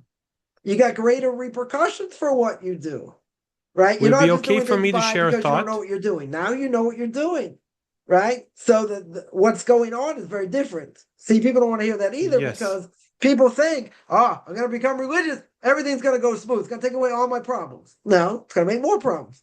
It's going to make Would it different be okay? problems, Would it be okay for right? me to share a quick thought? Yeah, Yeah, I just wrote this last night. I said, you can't fool belief. Whatever you truly believe by God's help, that is what you will receive. Sometimes God takes time to help you manifest it because He wants you to have maximum goodness in this world and the world to come. Sometimes going through a waiting period is what my soul purpose needs. right. That's true. And sometimes God has to extract, let's say, some character trait, right, that's dormant, and he has to take like a hypodermic needle in order to take it out. Now, you're going to tell me, why does that have to be so hard? Right? So there's an expression the Gemara says, "Lefit Sara Agra." It means according to the amount of pain is going to be the amount of reward that you're going to get. If life was so easy, I always say, a non-Jew that has money, that is wealthy, you think he wants to convert? A secular Jew who has money, you think he wants to convert? Of course not, because he thinks he's God himself. What are they? Oh, people, who become religious or whatever, they're missing something, right? They're definitely missing something. Yeah, you know what they're missing? They're missing the truth. And they see everything around them is false. And with all the money that a person has, why so many people on Prozac, right? What's the reason? They're all miserable. They're all miserable because they have everything that means nothing. It means absolutely zero. So you have to have something to live for, right? This is maybe a great It's moment. gonna get you up in the morning. So if every aspect of your day is calculated, and what I think matters, people think I was just gonna I'm say an infinitesimally small speck of cosmic dust, right? I grew up in a small town, in a city, in a state, in a country, on a continent, on a planet, right? We're getting smaller in a galaxy, getting smaller, right? So people say what I do doesn't matter, right? So if you look at the beginning of Nefesh Chaim, literally the soul of life, written by Rabbi Chaim of Volozhin. Chaim of Volozhin, famous student of the Vilna Gaon, and Rabbi Chaim of Volozhin started the Volozhin Yeshiva. Rabbi Chaim Volozhin says over there, your actions matter. Your actions seriously matter, right? They could affect spiritual worlds. Look at what Adam and Eve went through. Because of that, we have to go through death, right? So I'll tell you a story. When I was engaged, someone gave me this book to read. It's called Made in Heaven. Made in Heaven is a book about marriage by Rabbi Kaplan, of blessed memory. So I started reading the book. I didn't get past the introduction. Why? Because in the introduction it says, listen, you're making this monumental decision who you're going to marry. It doesn't just affect you. It affects your kids. It affects your grandkids. I'm like, who, me? I shut the book. Right? That was too intense. Right? That was too intense even for me. Right? But actions have repercussions. There's reward and punishment. It's one of the 13 principles. Maimonides, if you read through the book, if you read through the Torah itself, it's very clear. You do the right thing, God's happy with us. You do the wrong thing, there's payback. It's like a sine curve, right? You do the right thing, Jewish people up here. You do the wrong thing, Jews go down. It's always up and down, right? It's always up and down. So we have to be the best that we can be and try and reach whatever potential we have, because as King David says in the book of Psalms, chapter 90, you're only here for 70 years.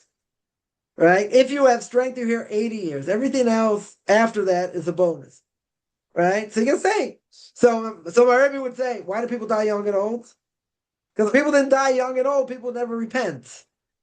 You say, a person's, 32. Okay, so I got 38 years before I hit 70. I got plenty of time. I got plenty of time to repent. Plenty of time. But when we're younger, the clock goes by very slow.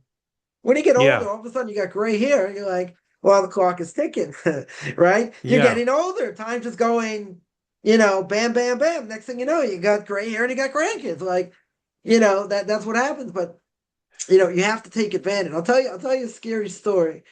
Very scary story that your listeners might enjoy about potential. There's a famous story with the Netziv. The Netziv, known as Rav Naftali Tzvi Berliner, he took over the yeshiva of Volozhin after Rav Chaim Volozhin. He ran the yeshiva with Rav Chaim Brisker, of blessed memory. The Netziv, as a child, very rambunctious child. Very, very rambunctious child. And he overheard his parents once saying, what are we going to do with him? He's never going to learn. He's always, running away from the Rebbe, lighting them on fire, doing other things. Like, what's going to be with this kid? We have to get him an apprentice. We got to get him some parnasa. You should be able to make a living. So the Steve went to sleep. After hearing this conversation, he went to sleep. So in this dream, the Netziv has a dream, and he sees a what do you call it? He sees a scale. He sees the scale. So he hears a heavenly voice. The heavenly voice says, okay, bring out his mitzvahs. Now, this is kind of a hard dream because he's a kid. So kids don't have, they're not obligated in things. But okay. At this point, he's being judged. Bring out all his mitzvahs. So all these white angels, all these wagons and trains of white angels come out. Some of them stronger, some of them weaker, right? For the mitzvahs he did. So it goes on one side of the scale goes way down. I was thinking he's pretty happy, right? No more mitzvahs come out. He hears the heavenly voice. What does the heavenly voice say? Bring out all his transgressions. So now everything we do, we create either something positive or something negative, right? So, the dream was very graphic. You create all these black angels, right? Now, some of them more stronger, weaker, depending on the transgression that he did. So now they go on the other side of the scale. So now the other side of the scale, the white angels are coming up, right? This other side of the scale is going down, right? So he sees that it's getting very close. He's getting nervous, right? Because if the scale ends up on the side of the negative, he's in serious trouble, right? He understands he's in serious trouble. So the scale's going like this. So he's still pretty hopeful, but the scale's bouncing up and down, right? Then the Netziv hears a heavenly voice. What's the heavenly voice? The heavenly voice says, okay, bring out all the books he was supposed to write. These huge volumes. The Emek Adover, commentary on the Torah itself. Huge book comes out. Emek Ashela, right? Other Marume Sadi wrote a commentary on on the Talmud. These huge volumes start walking to the side of transgression. So the Netziv screams out in his dream, right? He says, "What are these books?" And these other black angels are waiting to carve him up, rip him to shreds. And he knows he's in serious trouble. He goes, "What are these books? What are these books doing here?"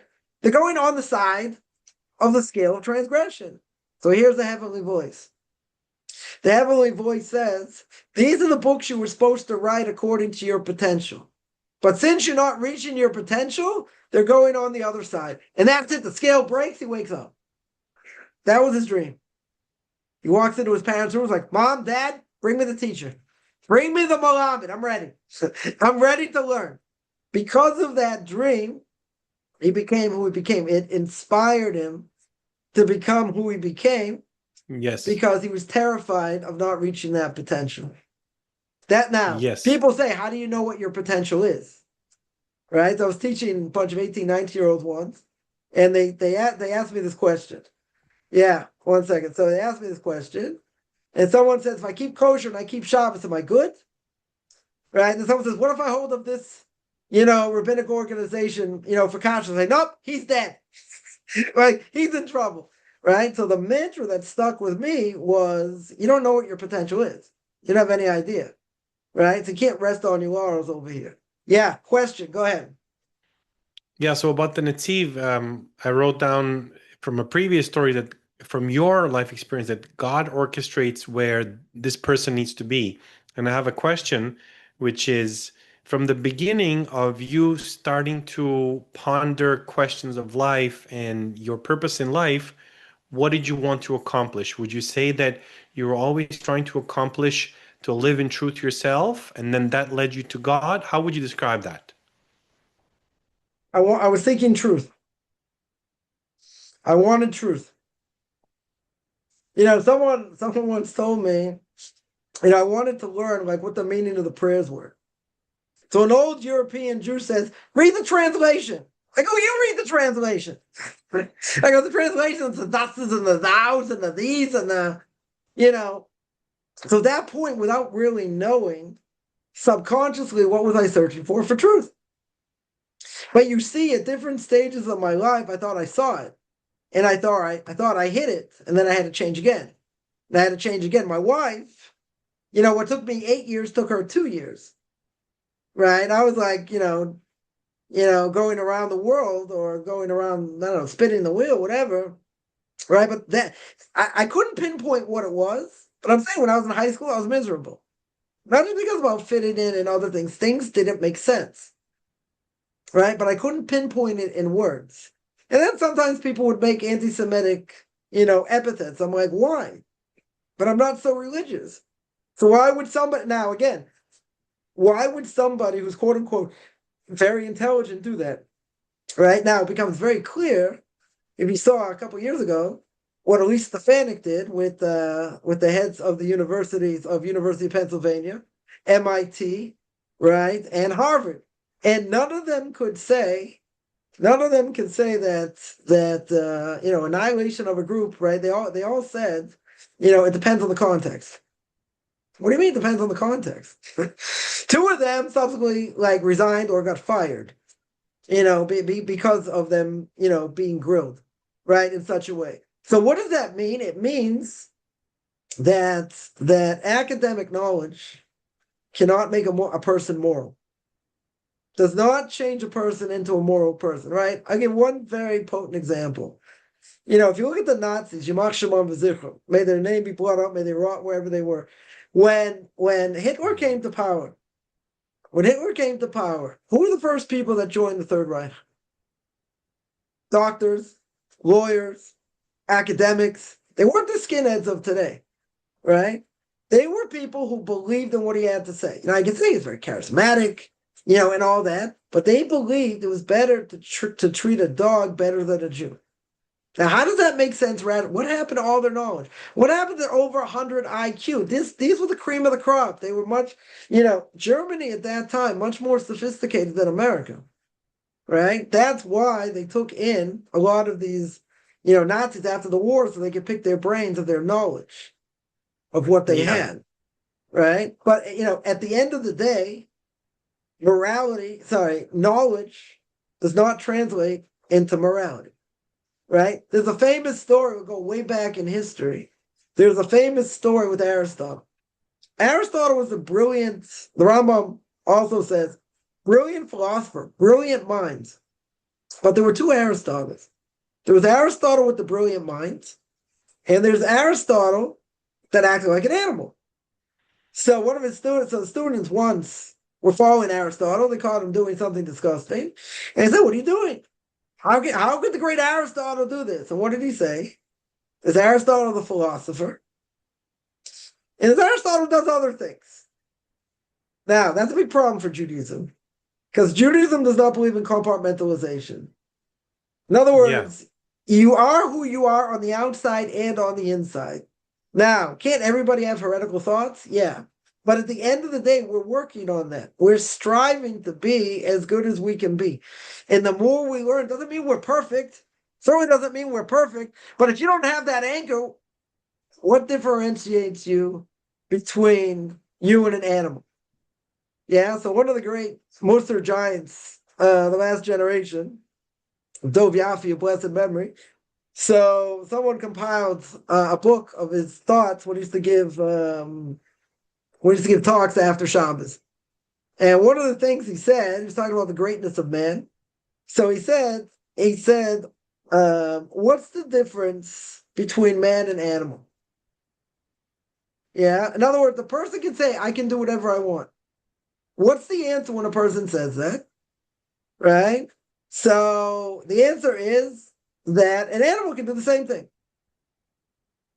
An animal can also do whatever it wants. So what's the difference? Right? What's the difference? Comes along his Rebbe, Raveli Lopian, one of the Torah giants in Musar of the last generation. And he says, what's the difference? He said, the difference is man has the ability to go against his own desire. Yep. That's the difference. Animals can't do that. Now, even if an animal decides they want to eat, they don't want to eat this and that, animals are 100% programmed DNA. Animals have what we call the nefesh behemoth. They only have that aspect of the soul that everybody has, the animalistic side. That's it. When an animal dies, there's no doggy heaven. It dies. Even if a person would be reincarnated, right, into an animal, the soul goes up, the animal dies. Like, that's it.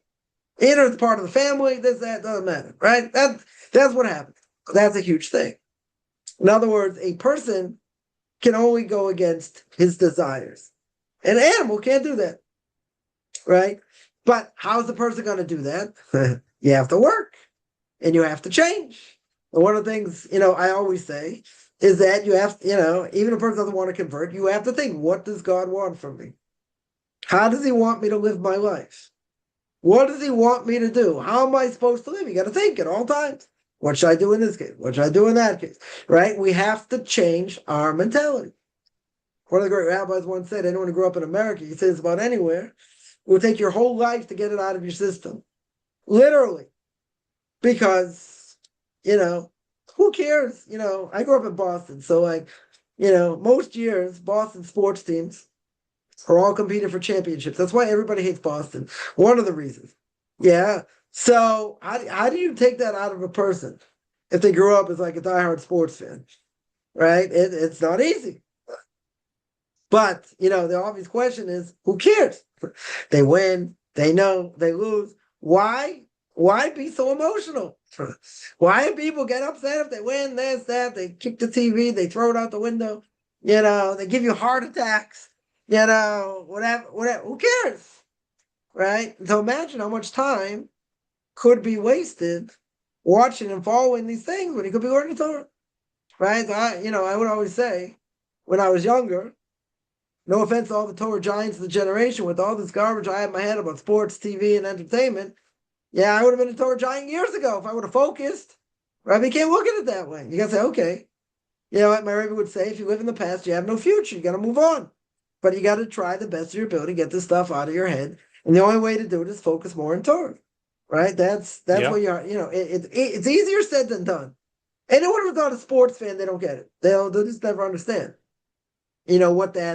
What that drive is, what that enjoyment, what that enjoyment is. But again, you see this more and more, in Jewish philosophy, right? That you have to account for what you've done. There was a study done, people using smartphones, they're using 4 hours a day, not calling people. That's what they're using their smartphone for, right? If you do the math, 4 days a week, let's say they do it, every day, including Shabbos, that's 7 days, that's 4 hours a day, it's 28 hours a week.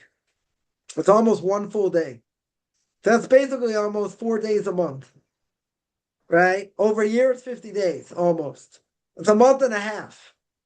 Over 30 years, that's crazy. It's like if you listen to Torah all the time, on your device, good. Yeah, how have I? Right? But imagine, person gets upstairs, person say, God says, one of the things he's going to ask you, did you learn Torah? And he said, I was busy with work and family. God says, well, I see over here 33 years out of your life, exactly, or whatever, you were busy on your phones. You were busy watching things, whatever, you weren't, you're wasting time. You're wasting time. These minutes, hours, they add up. And you can't get them back. You can't get them back. And, so person's going to say, I didn't have time to learn Torah. Oh, really? I got 35 years over here that you wasted. Half your life. What are you going to answer to that? That's part of what hell is, what Gehenna is, right? A person going to suffer because you're embarrassed. You're a pure soul in that world. You're totally embarrassed. So if you're totally embarrassed, what are you going to answer? You know absolute truth. That's embarrassing. I can't even imagine what the what that soul goes through knowing absolute truth. And seeing that you wasted your life. Give me another chance. Well, it's probably too late. Souls aren't coming back today. Like, it's probably too late. Right? That's it. You had a chance. You had a chance. Gave you all this time. What'd you do? You wasted it. Well, what do you want from me? Yeah, it's going to be painful. That is going to be seriously painful because look at what that potential could have been. Right? Again, This is something that's driven me for years because we're not here very long. We're not here very long. You got to make the most of what you're here for. Right? Again, we're not machines. We have to eat. We have to sleep. We have to be with family. Do other. Okay. Within reason. Within reason. But at the end of the day, is anyone going to have that excuse? Nobody's going to have that excuse. You had, unless you're under onus, unless it was beyond your capability. If it wasn't beyond your capability, Coffman's language is toast. God is going to toast you. He's going to say, gave you an opportunity. Come on. It's a cream puff generation. You understand? But this is the issue. Because now you know better. because you know better, you're held to a higher standard. But a person's going to say, which I can't stand, people will say, it's not fair. Life's not fair. Why does the person have it easy, this and that? Well, if God runs the show, then obviously God wants you to go through this, right? Yeah. Even better, you did it to yourself. So God's going to say, what do you want? I didn't tell you to do it. You went against Coffman's 615th commandment, don't be a moron. This is what you did. What do you want from me? Yeah. You have to answer. And sometimes the answer is painful, right? And sometimes we're lazy. Okay. Sometimes you got to sit back and sip a pina colada. Sometimes you just got to you got to chill a little bit. Okay. Right? Within reason. Within reason, but there are reasons we're not producing Torah giants today. Right? Very many. Why? Because King Solomon says you have to want Torah more than anything else. One of the three things the Gemara says are hard to acquire. Torah, Olam Haba, the next world, right? And the land of Israel. So, Torah is something where you got to work and you got to review. And sometimes reviewing isn't fun. And sometimes you just want to learn new things. Okay. But you have to want it more than anything else. I used to say, as much as Bill Gates, wanted to make money and he was working 18 hours a day, right? So if he's working, 18 hours a day and it's based on a lie, what's going to say about us? You're going to say, no, I can't do it. And that. Oh, we can stay up late watching this. Or you're going to stay, you can do these other things. Where's the focus, right? So the Ramchal and Derech Hashem, in the way of God, says very clearly, you can get distracted in this world. And we made a lot of distractions. Very easy to get distracted. Very, very easy. Right? So, it's time for a different video. Like, how do you stop from doing that? How do you stay focused? And even when things are hard and all that. Okay, that's a whole different discussion. But it has to be addressed. And the reason it has to be addressed is because, there's a lot of things we need to work at, and we have to change. And Rabbi Chaim, the head of the Muslim movement, would say, change one character trait in your lifetime would be a big thing, would be a huge thing. So you're going to say, to change one character trait, so why bother doing anything? I'm only going to fry anyway, but you have to put your best foot forward, right? That's the saving grace over here. You have to come up after 120 years, after you die, and you got to say, God, I tried. Right? Now, we're all going to fall short at some point. Okay. But you got to put in the effort. There's some guy I was learning yeshiva with, he had a Talmud on his head, balancing it. I'm like, what are you doing? He goes, I wanted to go through in my head osmosis. I said, sit down and learn. You got a better choice. You got a better chance. Yeah. Another question. Go ahead. Okay, so the rabbi already went through the challenges when you started, started walking down the path of teshuvah.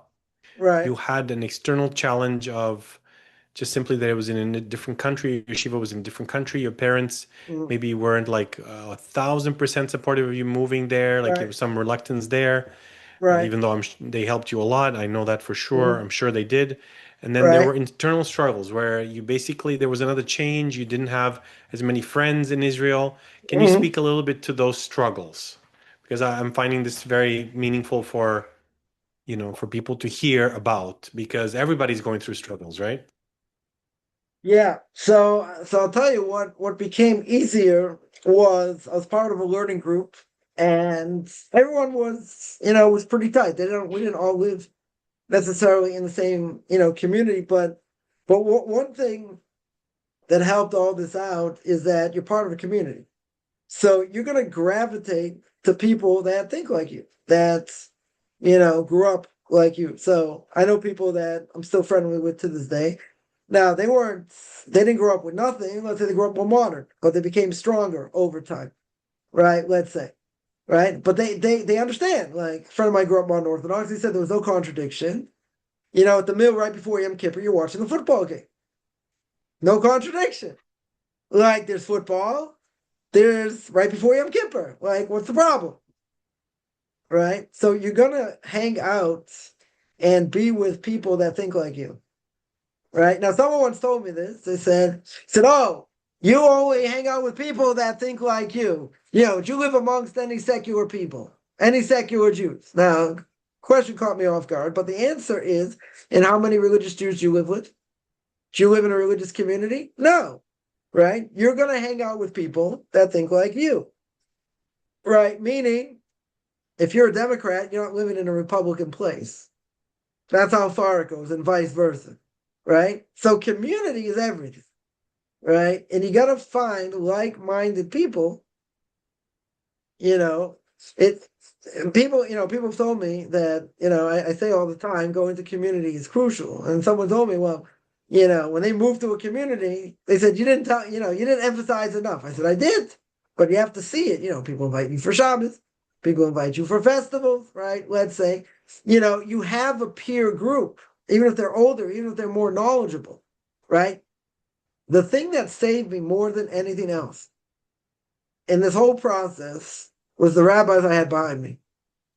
Because anytime I was down or this and that, they picked me up. I mean, they slapped me upside the head also, but they picked me up and gave me tremendous amount of encouragement. Right? Yeah, I had friends also. Friends Chizuk and also. That's Hoichacha. crucial. Because you can't, it's very hard to navigate this by yourself. You'll go to pieces, right? You go to pieces. And, when we're dealing with, let's say, family, and family can be very hard. I always call family an albatross, right? People say, blood is thicker than water, right? You ever hear that? Blood is thicker than water. Yes, it is. Oh, yeah. Yeah. And until you intermarry, that's a different story. But you get hit over the head so many times, no matter what you do is bad, right? So now, you ask me the $1 million question, so how do you handle that? Right? How is it possible? Your listeners will say it's so hard, right? Dealing with family and friends and all that, right? So you know what the answer is? The answer is sometimes it's what we call damage control. I'm very good at that.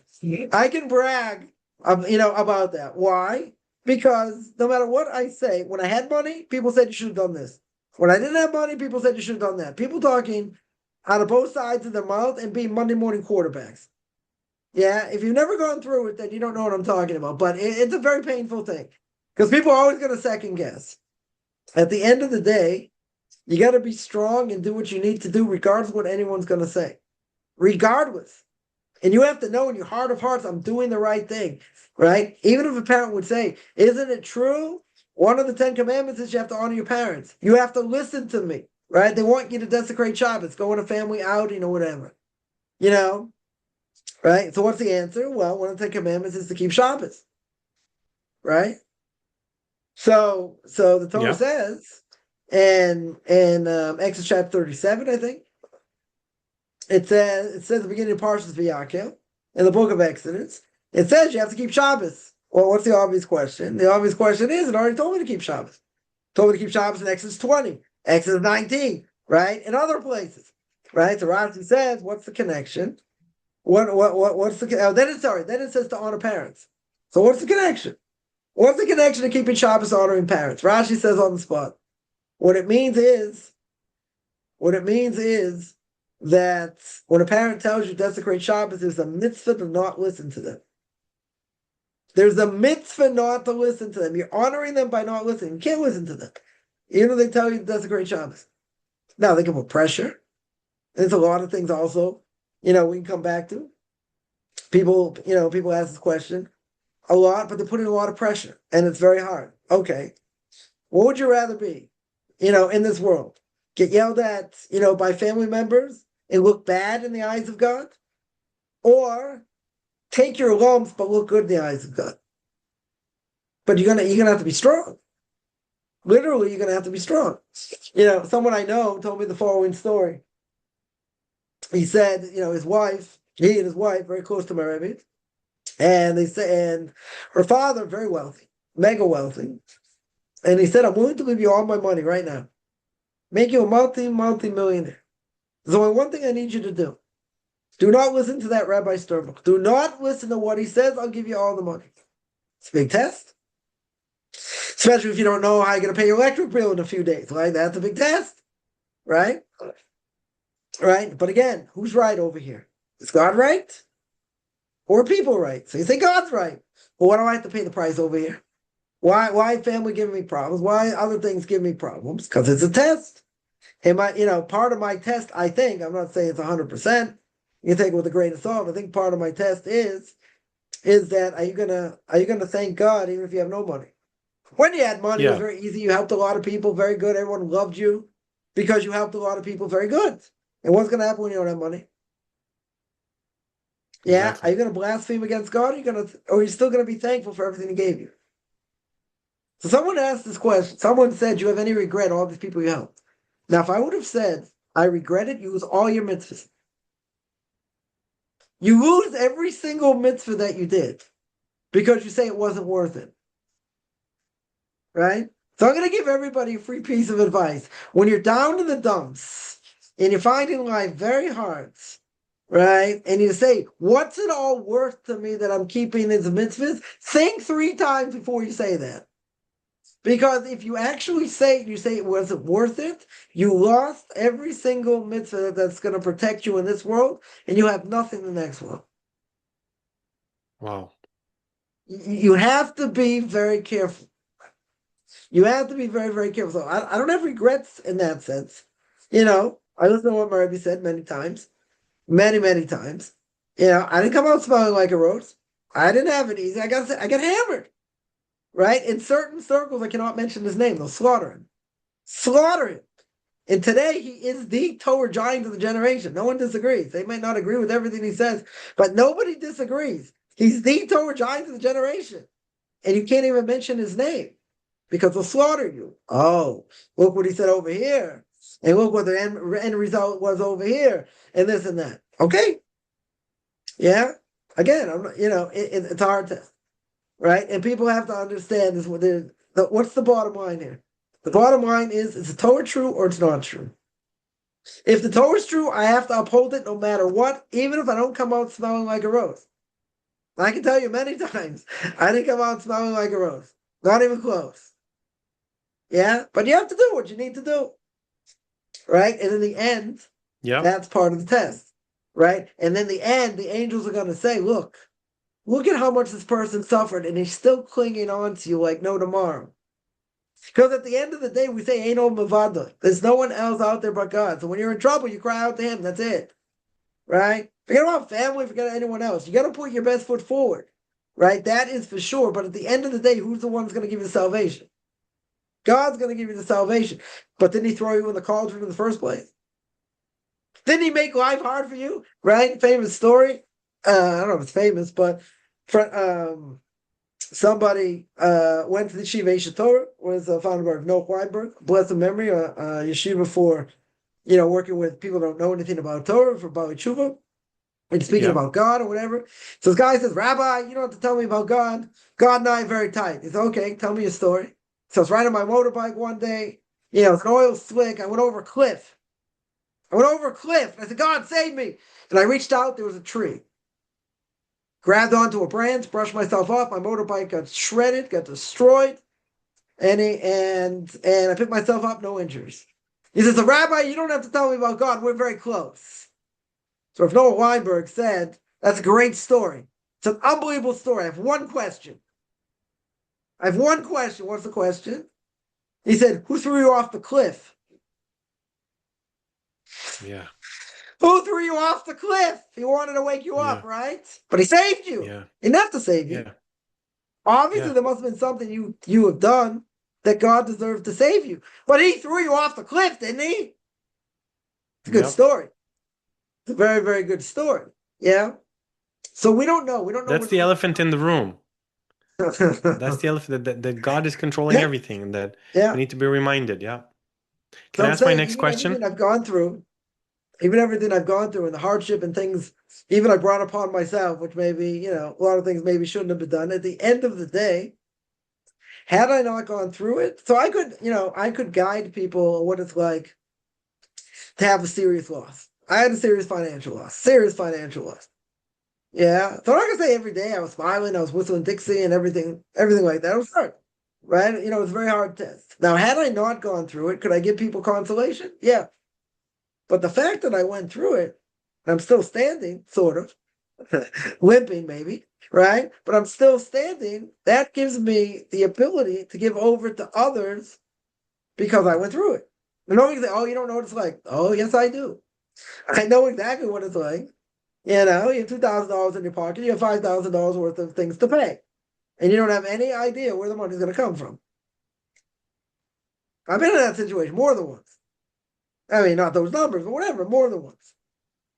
Right? Would it be Yeah. easy just to write a check and be done with it? Yeah. But you're not in that situation. Right? Now, this could bring up all kinds of memories and what you went through and what you did and all. Yeah, that's all true. Right? That's all true, but you're going to live right now. And you got to be able to see the good. And this is what I speak about a lot. You know, you got to be able to see the good even when it's hard. Right? You know, someone once told me, they say, you know, I'm going through such a hard time as a non-Jew in the process of conversion. Right? Hopefully they should convert soon. And they said, you know, I'm going through such a hard Yeah. time. I'm not even going to pray to God. I'm so angry, I'm not going to pray to God. So you know what my answer is? He doesn't need your prayers. So don't pray to him. You think God needs your prayers? What are you going to tell him?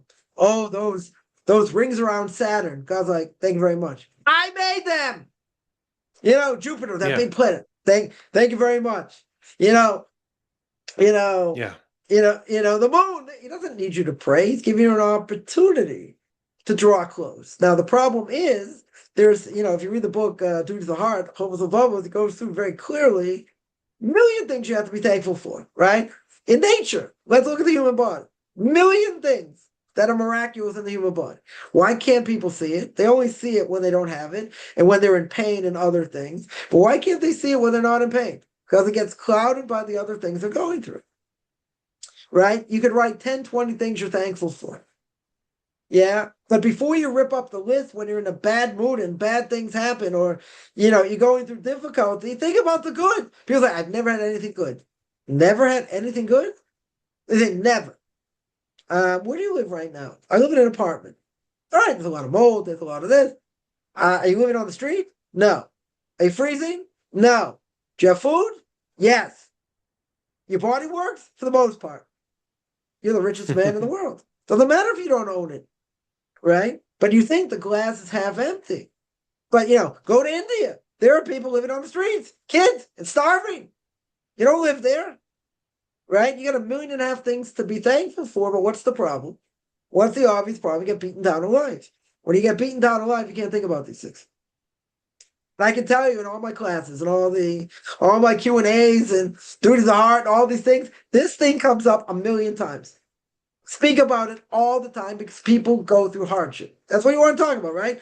Hardship. People go through financial hardship. People go through, you know, things with their spouse, with their family. Sometimes, you know what? God says, I'm in a good mood. I'm going to give you all three at once. I'm going to give you everything in one shot. You're going to say, but it's overload.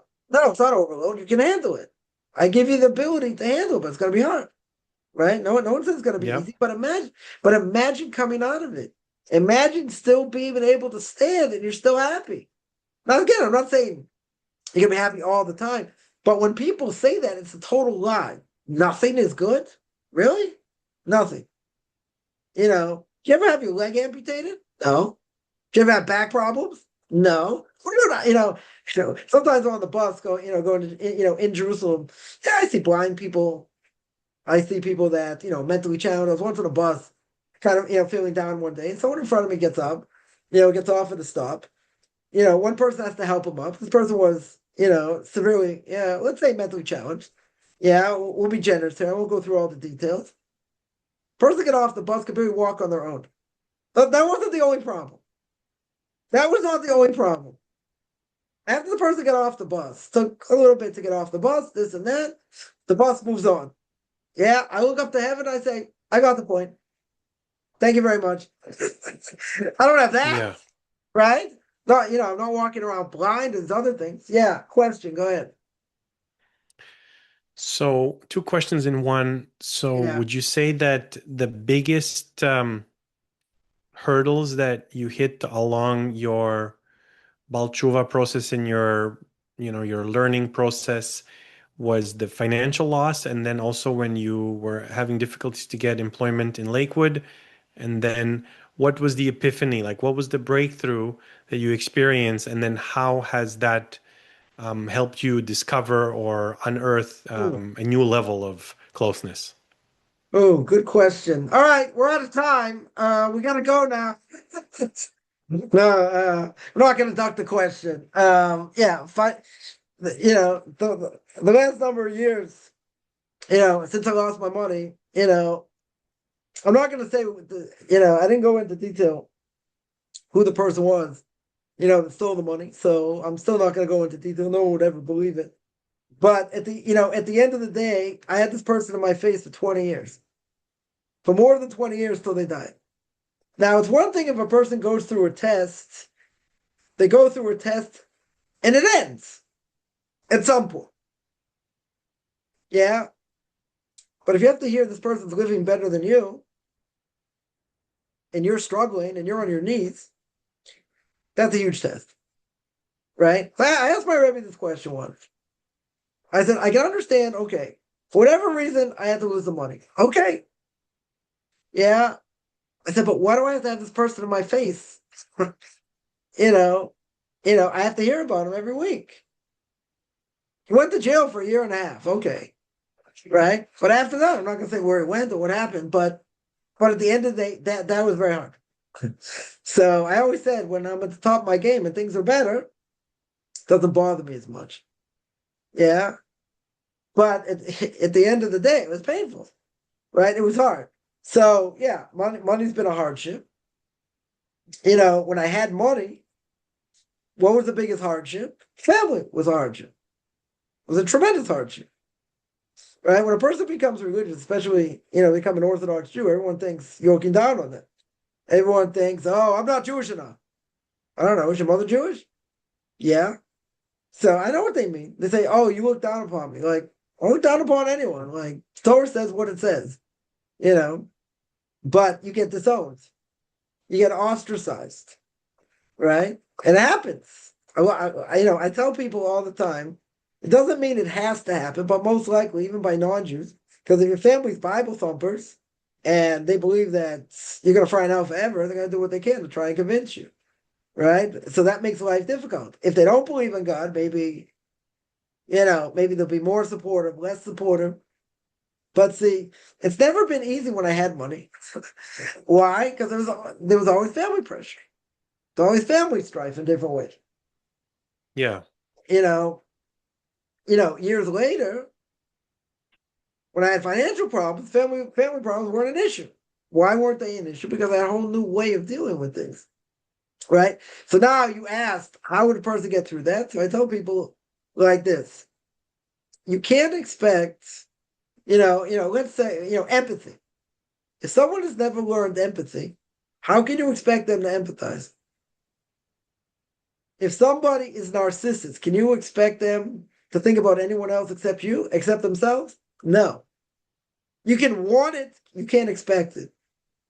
So one of the greatest pieces of advice one of my rabbis gave me, a blessed memory, said, you're never going to get patted on the back by these people. Like, never think they're going to help you, they're going to come to your aid, this and that. They're never going to admit what you do is good. At least, certainly not directly. So you have to look at these people like they're mentally challenged, like they have a 25 IQ.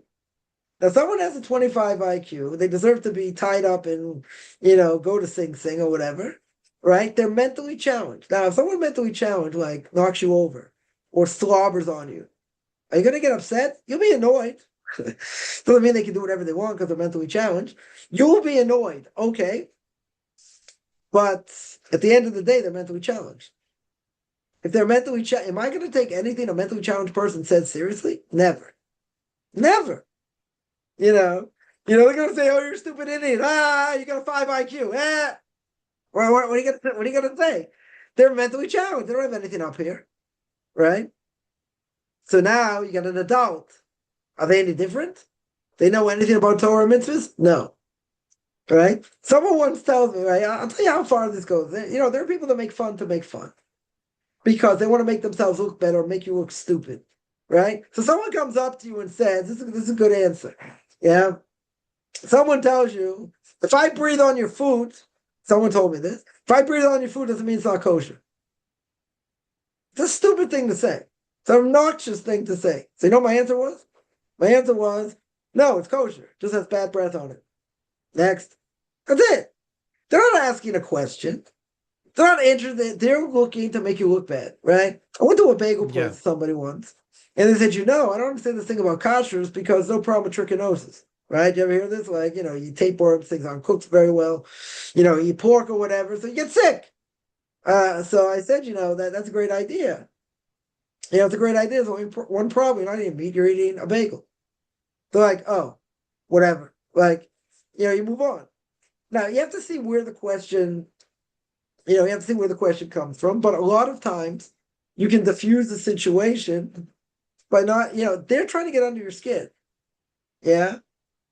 So either you can answer a snappy question with a snappy answer, right?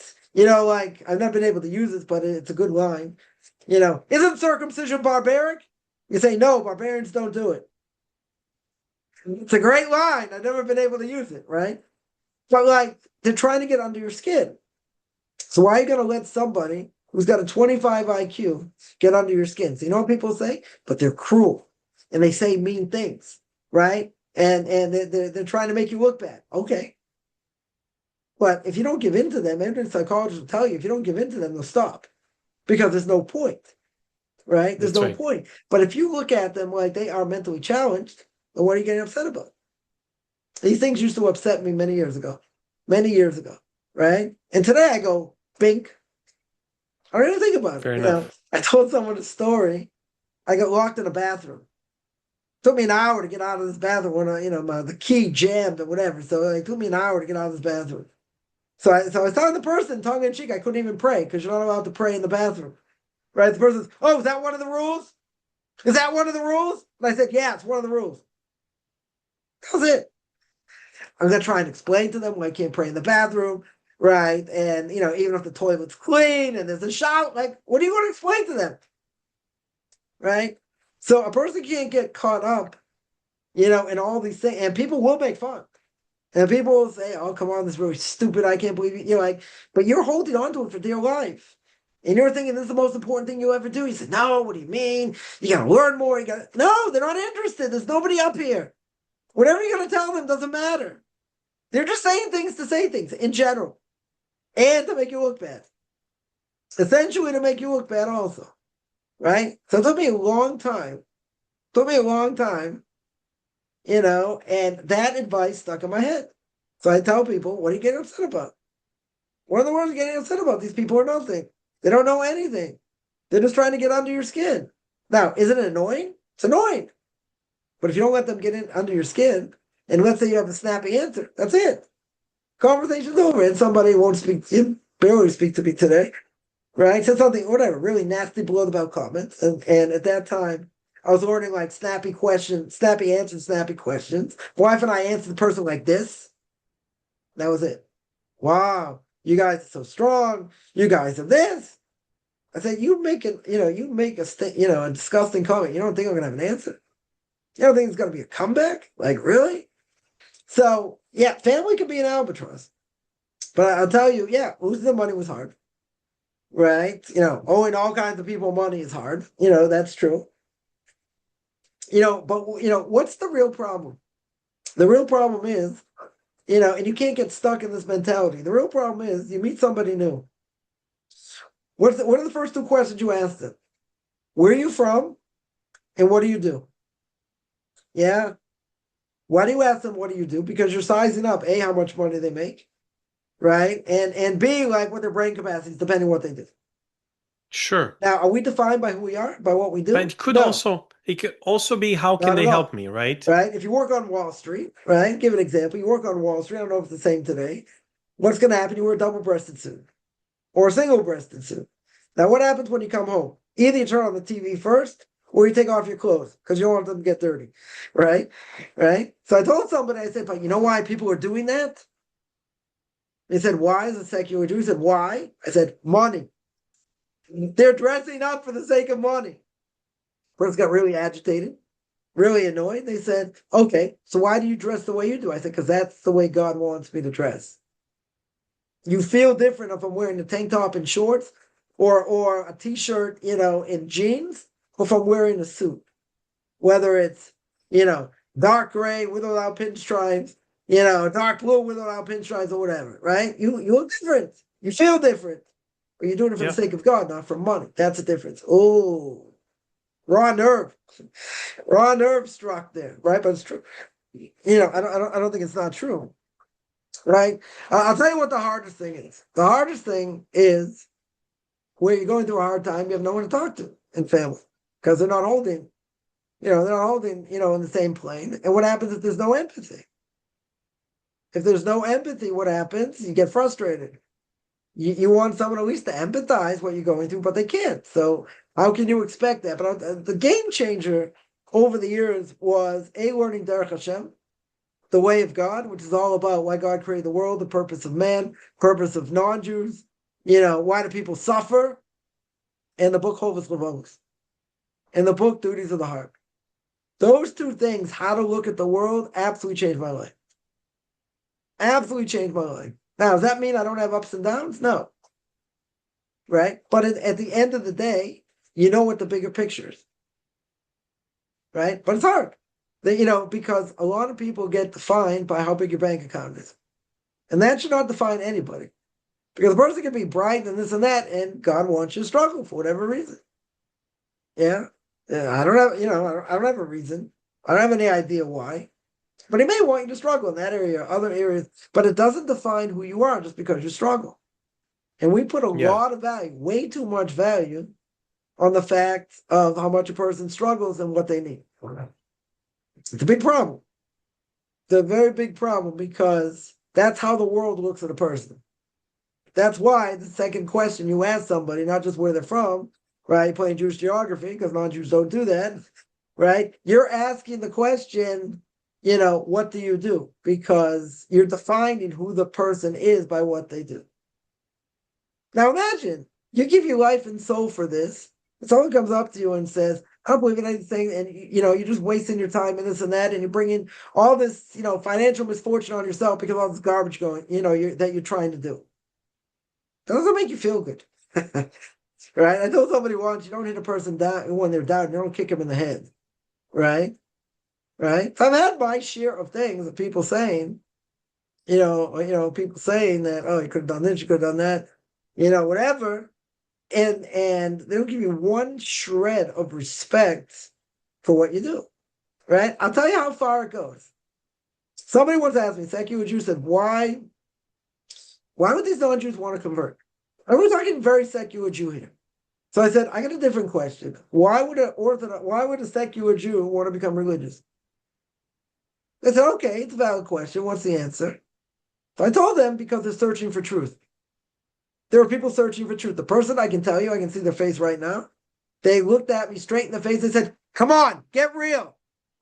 Right? They couldn't imagine there are people out there searching for truth. Now I'll tell you another issue. They're dismissing it. Through, and that is, let's say someone becomes, either a secular Jew becomes religious, or non-Jew wants to convert. How many people in the family ask them why they're doing this? Right. Probably not. Nobody does. Nobody. That's the irony. What happened to being open-minded? Because if you tell them what you're going through, what are they going to tell you? Oh, maybe I have to change. Maybe this. But that's the most ironic thing of all, is that you go through this total transformation for good, and you change for good, and they see that difference, but they won't attribute it to Judaism, right? Or being annoyed, either way. Yeah. And that's something that's extremely painful for people. Because, people have volatile relationships. Come across a lot of people have volatile relationships with family. Right? Regardless of that, nobody asked the question. It's mind-boggling. Now, there are some people, that ended up in yeshiva and their families came to save them, and they themselves ended up becoming religious, right? So that's a huge thing. But if your connection isn't that strong, or they're totally afraid of who you are or what you've become, they're not going to ask the question. Yeah, but they feel threatened. As a secular Jew, they feel threatened. If I would have become a Sikh, or right. a Hindu, or a Buddhist, they wouldn't feel threatened by that because they don't have any connection to that. But if you came back to Judaism, what's their soul screaming out? Their soul screaming out, you don't think I'm good enough. You don't think I'm Jewish enough. Yeah, go ahead. Mind you, I've read some sources on Miyodea that Sikhism may be a kosher faith because they believe only in the one God.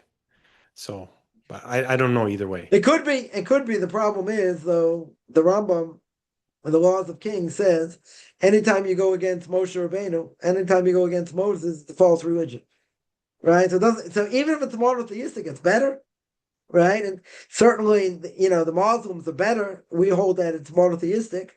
There are some that say that it's idolatrous, but we hold it's monotheistic.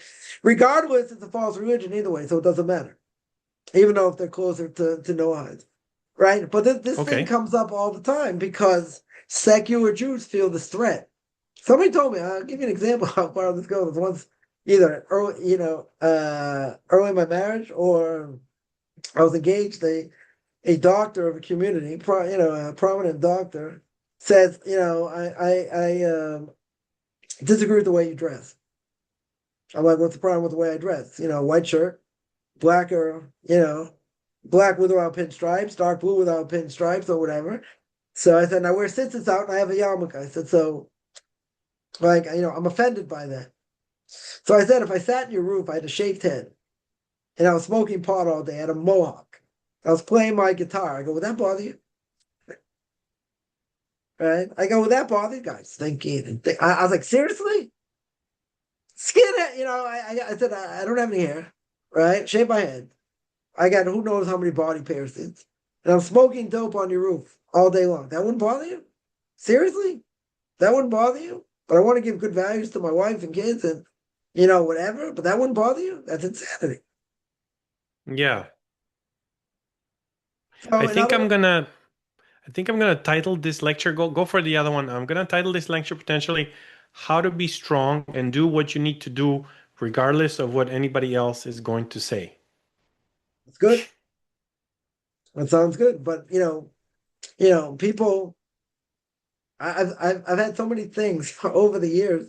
I think some of the things I deserved, but a lot of things I didn't deserve.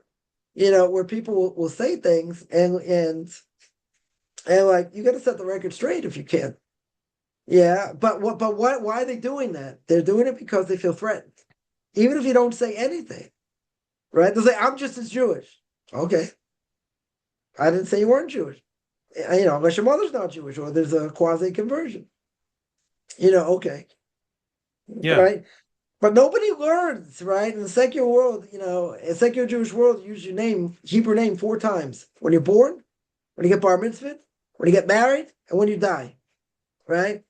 How many people do I know? I probably count on one hand, less than one hand. Yeah, that I mentioned this in the beginning. How many people have taken a serious Torah course after bar mitzvah? Very few. Very few. Yeah, because they're not interested. They say, oh, I learned everything. I learned everything I need in Hebrew school. What can I possibly learn? What can I possibly Well, they learn? don't realize what But, they're missing. They're yeah, clueless, ignorant as right, to how much right, they're missing. right. Someone made a video. They were eating Hamantaschen before Purim.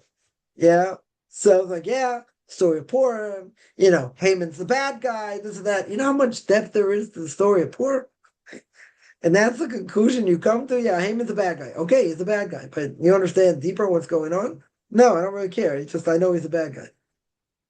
It's ignorance. You're right. There's a tremendous amount of ignorance, and people would rather stay ignorant. Why? Right? Because they don't want to be a fanatic like me. And I tell people either you're going to look like me or you're going to disappear. Spiritually, in the Reform and Conservative movement, they're all dying. All these synagogues, are dying.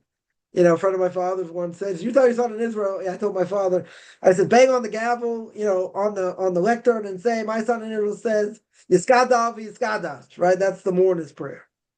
Yeah. Yeah. So this guy tells my father that I knew growing up. He said, "You tell your son we're never going to die. This synagogue will never die." Yeah. I said, "No, it's going to die. It's just a matter of when." So I'll show you how great Coffman is and where my prophecy goes. 2 years later, they sold. So where's my Wow. greatness? How did I know? Because the average age of that minyan, right, of those services, the average age was 75. So if the Yeah. average age, if you do the math at 75, it's called the mourner's minyan, right? It's going to die at some point. My parents' synagogue somehow is still going on. I don't know how. It's been dead for years, but hasn't fully, officially closed. But it will die, at some point because you have no way to perpetuate it. Yeah, another question. Go ahead. Well, I was just gonna comment, even though like everything the rabbi is saying, I agree with 100%. And partly I think the value of knowing that, hey, if I'm seeking truth, it's a good thing. I should not feel bad about it. I should not let other people dissuade me.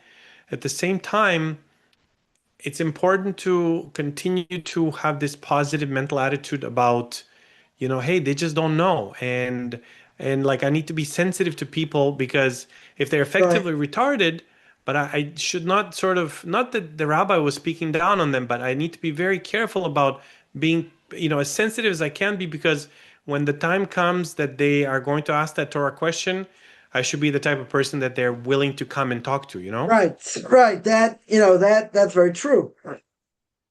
That is very true. But you have to also realize they may never ask the question. I'm They may. always fond.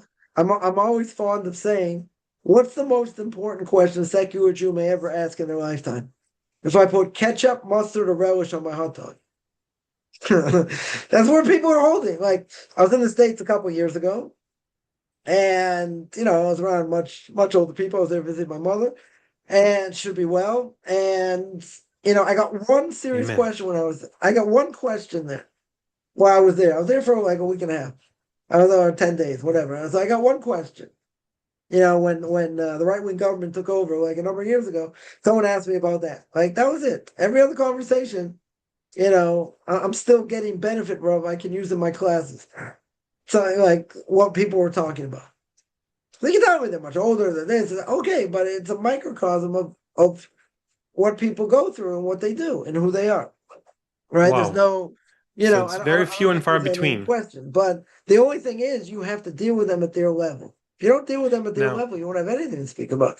So and you have to realize they never may ask a serious question, right? But at the same time, you do have to be respectful. You can't ram it down their throat and all that. That's a much harder thing to do when you just want to like scream out and say like, does that make any sense? Come on, this is total idiocy. And how could you say that? How could you think that? And this and that. It's very hard, right? It's very, very hard. So, the thing going against me is, I got a big mouth, as most people probably figure out. So to keep my mouth shut when you hear things like this, I learned the hard way. So literally I learned the hard way. Because I would open my mouth in certain things and I could just get slammed shut. Totally slammed yeah, shut. So someone asks a question, I'll answer it. If they don't ask a yeah. question, I don't feel I have an obligation to say anything unless it's something that needs to be said. If it's something I need to interfere, okay. I'll stop a conversation, if it's around my kids and there's certain topics, whatever, I'll stop the conversation. I'll just like, we're not going there. Like, we're gonna move on. No, but no, we're not going there. But you have to protect your kids also. But at the same time, you got to play their game. And it's a much harder thing to do if you're all fired up and it's like, no, come on, Torah, this and that, and nobody wants to listen. Yeah, question, go ahead. Okay, so would the rabbi care to comment the importance of finding God, finding truth, returning to God, whether it be for Jews or non-Jews, especially now when there are indications, significant indications, as I've heard from some other rabbis, about world redemption coming, in our lifetime, God willing. Yeah, so I would say that Dor Chaim Akadosh, one of the great commentaries more than 100 years ago, one of the great commentaries on the Torah, says, in the book of Leviticus, chapter 18, he says like this. He says that every person in their soul, Jew or non-Jew, has the ability to draw close to God. God put it in every person's soul to be able to do that. That's why, he doesn't say this, but that's why there are 80,000 different religions in the world. Now, we all think all the other religions are off the rockers, and we believe Judaism is true. It's not the point here to prove why. But at the end of the day, why do you have 80,000 different religions? Because they're all searching for supernatural, right? Except for Amalek. Amalek's not interested. They brought atheism to the world, right? The people of Amalek. So that, okay. But the atheists don't make up the majority of the world. Atheists are only about 400 million people, right? You got Muslims, you got Christians, Buddhists, and Hindus. That makes up most of the modern world today. More than half of the population are they believe in God, right? So the question I get sometimes is it better to be a Christian or be an atheist? And the answer is be a Christian, and we should believe, on some level, supernatural. Atheist doesn't believe in anything, right? So people say, oh, the only people that are going to come back are real seekers, right? They must be missing something. And partially true, right? But at the end of the day, what's going to happen? What are Jews going to see? There's no one to turn to except to Avinu Shabbat except the Father in heaven. You see that by the Holocaust. What's the main thing you learn over there? Don't rely on man. You can only rely on God. Man's not going to help you, right? Man's not going to help you. So in this sense, right, we're living in the Messianic era, right? But, a person, the Gemara says, if a person wants to go in the right direction, God will help them. If they don't want to go in the right direction, God won't stop them. So someone once told me, so what about all these Hindus going to get destroyed because they're Ovdei Avodah Zarah? They do idolatry. I said, God gave everyone a brain to figure out you shouldn't worship cows. Cows kind of the stupidest animals in the world. When I was in college, people say for fun, when they were home, if they lived, in these type of areas, they go cow tipping. You know what cow tipping is? Cow tipping is take a cow, you push it over because it sleeps standing up, right? Now they say you can only enjoy it when you're drunk because it doesn't make sense otherwise, right? Now cows are not the brightest animals in the world. So someone said, but all these people are going to get wiped out because they're idolaters, right? So pray for them, right? All these people are going to get wiped out if they grew up in communist Russia because they're atheists. But doesn't God give the ability if they want to come close? Listen, I grew up with nothing. With zero. I came back. I chose Judaism more than anything else because that's what I grew up with, right? But at the end of the day, any thinking person should be able to see it, but you have to want to be able to see it. If you don't want to be able to see it, like during the Gulf War, 39 Scud missiles hit Israel. If they hit nothing. So I asked the secular Jew once, I'm like, what are the odds of that? They hit nothing, all open areas. Takes out his Casio watch, right? Probably back in the day, starts pushing buttons on his calculator. I'm like, what is 1 in a billion? Are you gonna would you put money on the table saying that that'll never happen? 1 in a billion? Seriously? If you tell me, one missile hits relatively close, hits nothing, okay. 2 missiles hit nothing, good. 3 missiles hit nothing. Okay, what do you mean? 10 missiles. A third of the missiles are not going to hit anything.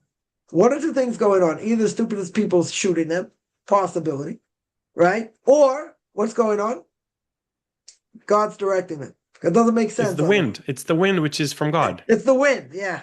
I told the story the other day. There was a missile. This is one of the previous wars. There was a missile that the Patriot missile missed.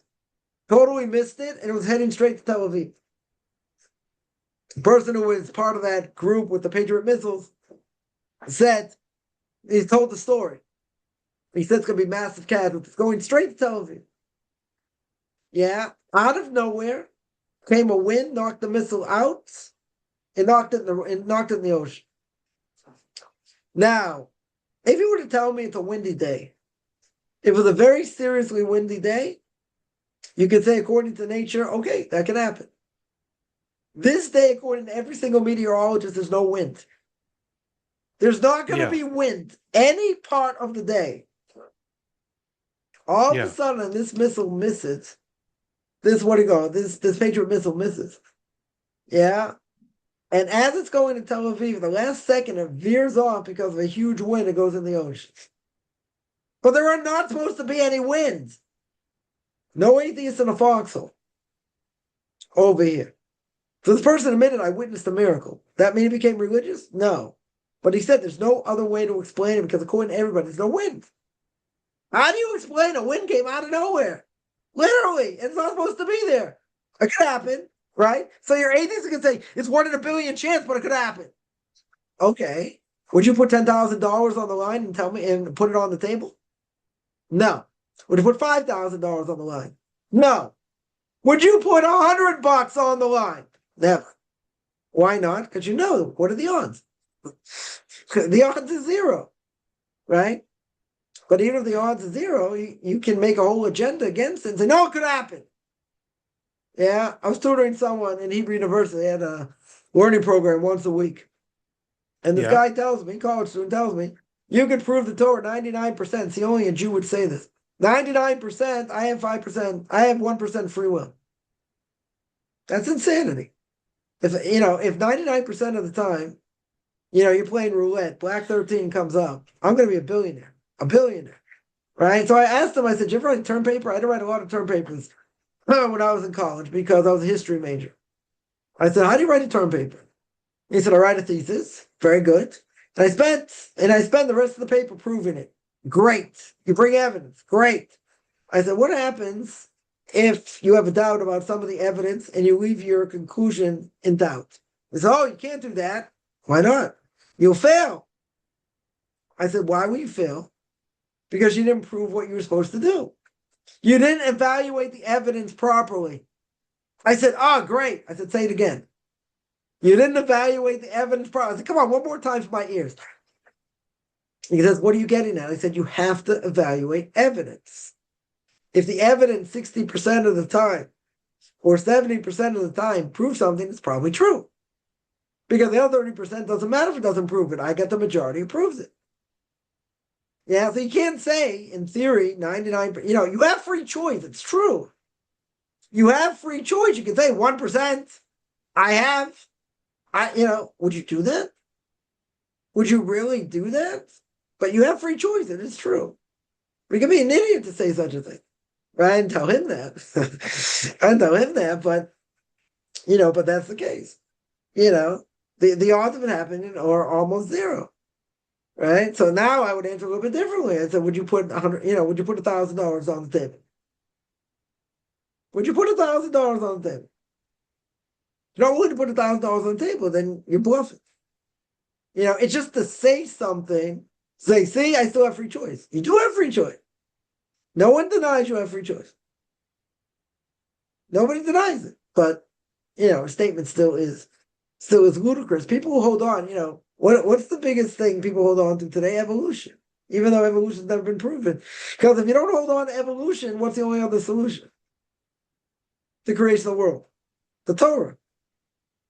Genesis, right? Go to Stephen Hawking, one of the greatest physicists of our time, also a big-time heretic. He wrote the book, A Brief History in Time. At the end of his book, A Brief History in Time, he says, I've proven through physics the world's expanding, but I don't know how. Not through physics, not through math. But he says, forget what I said, but you can't say the creationists are right. That's idiocy. In other words, he's admitting he's proven the world is expanding.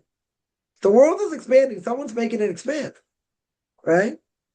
So he comes along and he says, I don't know how it's expanding. All right, explain it to me according to physics. I can't. Explain it according to math. I can't. Einstein said the same thing. So if they were alive today, I'd say, Steve, Al, let's have a discussion. Do you have any way to prove it according to math and physics? No. Then there's one other explanation. Genesis chapter 1. Nope, we're not going there. All right, let's backtrack. Al, Steve, do you have a better explanation? According to science and math? No. So you have to entertain that as a possibility. No.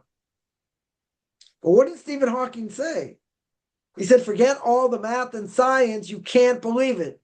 He's saying, throw my work in the garbage and not believe what the creationists are saying. You hear what he's saying? He's saying, don't believe in anything I just said because it looks like the creationists are right.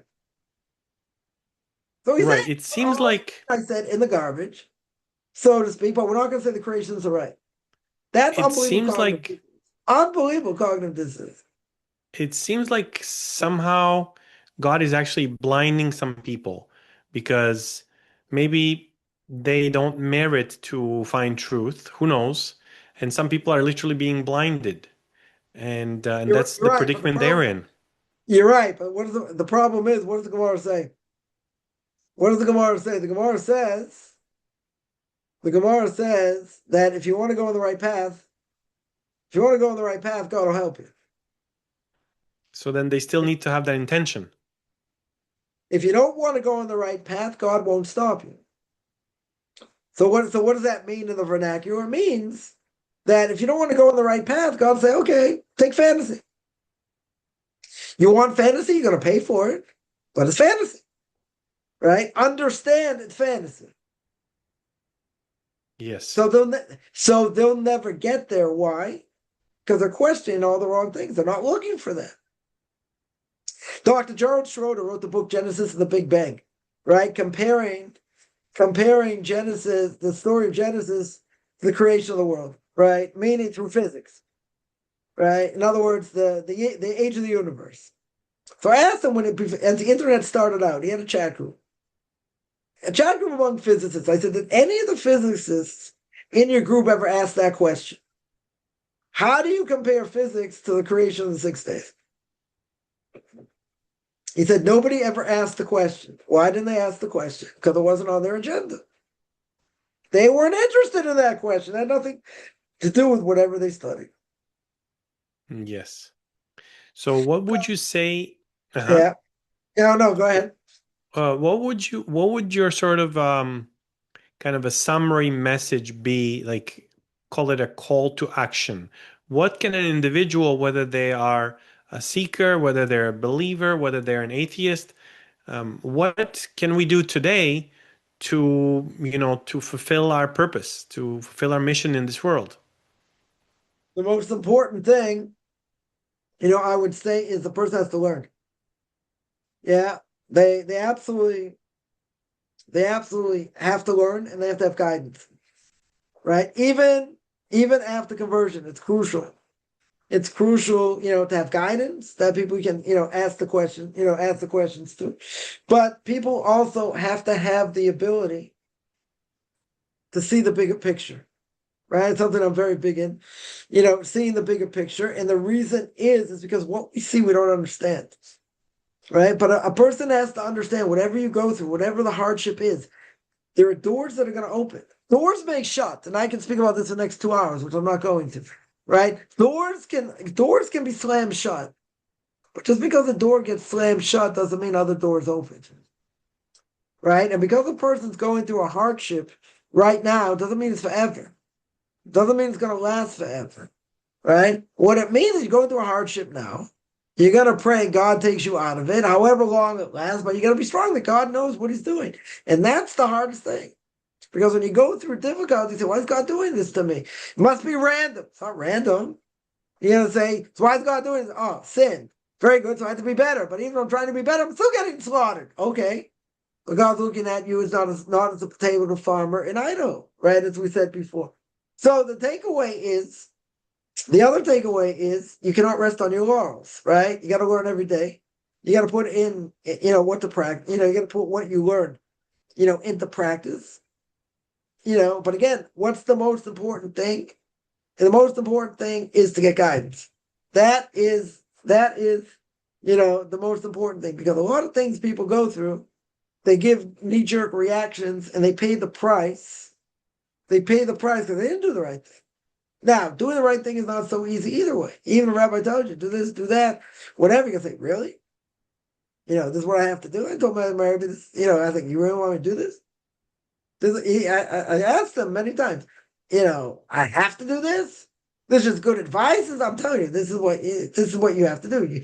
You certain things you can't do. This is what you cannot do. Okay, is there any way around it? No. Okay, right. So a person has to realize also, imagine playing poker, and all you have is bad cards, right? You have low cards. You don't have any pairs, nothing. So what do? What do most people do? One or two things. Bluff. Either they'll bluff or they'll fold. Right? But everyone's dealt a certain hand. The Mishnah Pirkei Avos says in ethics for our fathers, you're born against your will, you die against your will. Right? The Coffman would say in parentheses, you still have to live. Okay. Do you have a choice who your parents are? No. Do you have a choice who your siblings are? No. Do you have a choice what your economic situation is? No. You're not given a choice in anything. The only thing you're given a choice is how are you going to react. So there are people that have worse family situations, better family situations. worst financial situation, whatever. Whatever a person goes through, God is telling you this is tailor-made for you, not for anybody else, for you. This is what you have to go through. Now the question is, how do I go through it? How do I answer these Yes, that things? makes sense. How do I deal with these difficulties? I've had a lot of difficulties. Everybody has difficulties, right? What saved me more than anything else, again, it doesn't mean you're going to come out smelling like a rose. So people should get that out of their heads, right? That's not what it means. The question is, are you still going to be intact afterwards? Yeah? But you have to have good people behind you. You have to have people who are going to pat you on the back, give you strength, right? And help guide you. Because if a person, thinks they're on their own and there is no help and they don't know where to turn, that's a problem, right? So I've been lucky, in that sense. My Rebbe, I could ask him anything about anything, right? Anywhere. Right? Anywhere in Torah, I could ask him, give me an answer like that. So some people, have their rabbis for blessings, rabbis for kashrus, rabbis for this. I had one for everything. For everything. Right? I've been spoiled over the last 30 years. But, a person, the only way you get stronger is you just got to continue, you got to buy into the mantra, right? You got to read the Chovos HaLevavos and do to the heart and the gate of Shar B'tachon, right? And the gate of faith and belief in God. You got to read it, you got to breathe it, you got to live it, right? Because what it does is it gives the person the ability to think in the bigger picture and to see what they're going through and what they have to do. Doesn't mean it's easy. Doesn't mean it's easy by any stretch, right? But the saving grace is we have great books to go to, right? To get guidance from. And we have great people this is a very hard thing.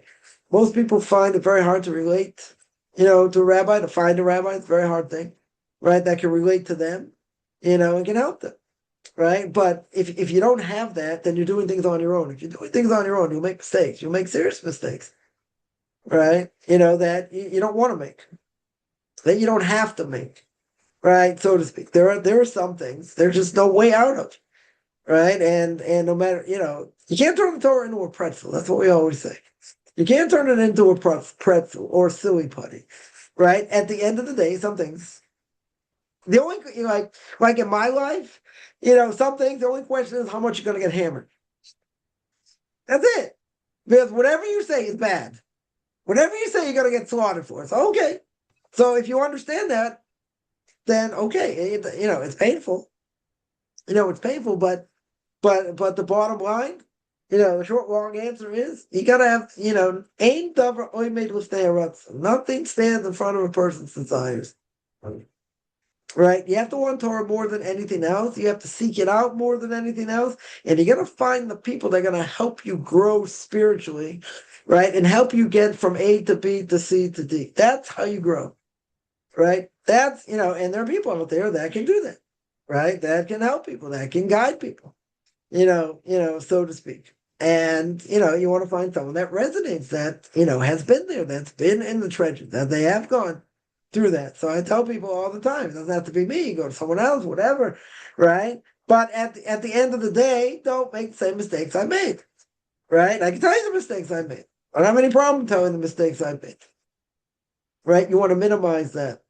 Try to minimize that, as much as possible. And the other thing is you always, on a daily basis want to live inspired. So how are you going to live inspired? The $1 million question, $1.5 million question, because we just upped the ante. How are you going to live inspired when life is hard? Right? What's the simple answer? You got to see the bigger picture. You got to see what you're thankful for. What is to be thankful for. Right? But why is it so hard to see that in general? What's the answer? Because you get beaten down alive. So when you get beaten down alive, it's hard, it's very hard to see that. But there's always a light at the end of the tunnel, right? I was in the middle of something, whatever, in the last week, beginning of this week, I was like, okay, this person is not the right messenger. Good. This person also not the right messenger. So why don't you send me the right messenger? Everything in its right time, right? Everything in its right time. Can I be totally frustrated? Yeah. It can be totally frustrating, but at the end of the day, you got to, my job for what I do for the most part is teaching people how to think the way the Torah wants. And I make it look very easy. Very easy. I'm not saying anything to brag or say anything about myself. God's given me a gift, a tremendous gift to bring lofty ideals down to this world to be able to help people to see, the bigger picture. I'm not saying I'm perfect by any stretch, right? But at the end of the day, if you don't do that, then you're going to look at the cup as half empty. You're going to give up. You're totally going to give up, right? And that's not what God wants. Yeah. Anything else you want from me? Okay, I have a few questions written down.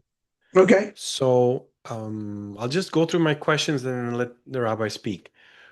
What did your in-laws like about the religious wedding video? If somebody searches the website, if they were just to type in Beyond Orthodox Conversion Judaism, would it Mhm. just come up easily? Then also my other question is, how can I deal with my own concern for the world, like not feeling bad for, let's call it, the Hindus, the proverbial Hindus or the proverbial atheists? How can I not feel about them and simply just realize that, hey, if I just do what's in front of me and I do my best, then that's good enough. Like as long as I've truly done my best. Mhm. Those are my Uh, questions. Okay, so let me deal with the second question. If you go to Beyond Orthodox Conversion Judaism, so there I have common questions. Um, Just I do have common dot questions that com. people ask That's about the all. rabbinical court process, what to learn, how to learn. I got a whole bunch of classes there, sample classes there. Also, and people can sign up. I can have a call with them, Yep. etc. That's one thing. Second thing, let me deal with the first thing. My in-laws went to a wedding. They didn't see a video. They went to a wedding. They went to a wedding, and we crashed a Okay. wedding. We crashed a wedding, which is kind of common, right? It's not uncommon here. And they saw, the liveliness of all the yeshiva students there, and they knew from seeing that there's no way they could duplicate that in America. So when they saw that wedding, after all the arguments back and forth, they agreed there was no possible way when after they came to the wedding. Yeah, even after seeing that, they agreed to have the wedding there. Okay. But after the wedding and the yeshiva that I went to made the wedding, made it very lively. Yeah, they said beyond the shadow of a doubt, there's no way we could have done this in America. Okay, but we got that at the end. We got that at the end. So that's the answer to that. Third question is feeling sorry for the Hindus and all that. There's a lot of injustice in the world. Tremendous amount of injustice we see. We quote unquote we see in the world. God has an ultimate plan, right? Should we feel bad? We should feel bad for anybody who's not going in the right path, whether it's a Jew or a non-Jew. Right? Now, the difference is a Jew will do whatever we can to bring them back. You know what they say, American Express membership is privileges, right? We'll do whatever we can to bring a Jew back, right? A non-Jew, the Noahide laws are very specific, right? In other words, they're universal. So some people said you're a light into nations, and you got an obligation to be out there banging the doors down of non-Jews, convincing them not to bow down to cows. That's not my job. Right? If they come and they want to learn, okay, I can teach them, right? Or someone can teach them. Doesn't have to be me. Okay. But at the end of the day, why do I have to reach out to people that things are already so obvious? I don't have to reach out to them. It's not my job. People will say it is your job because you're right to nation, but it's not my job. Essentially, it's not my job. Now, can I feel, let's say like this. Can I feel bad about my family that they're all going to get flushed, most of them, unless they repent? It's sad, right? 100% it's sad, right? At the end of the day, what can I do about it? Everybody knows I am the address. If they want to know anything about Judaism. Everybody knows that. Yes. How many people have taken advantage of that? Zero.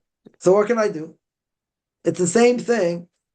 You can bring the horse to drink to the trough. You can't force the horse to drink. Right? So it's the same thing.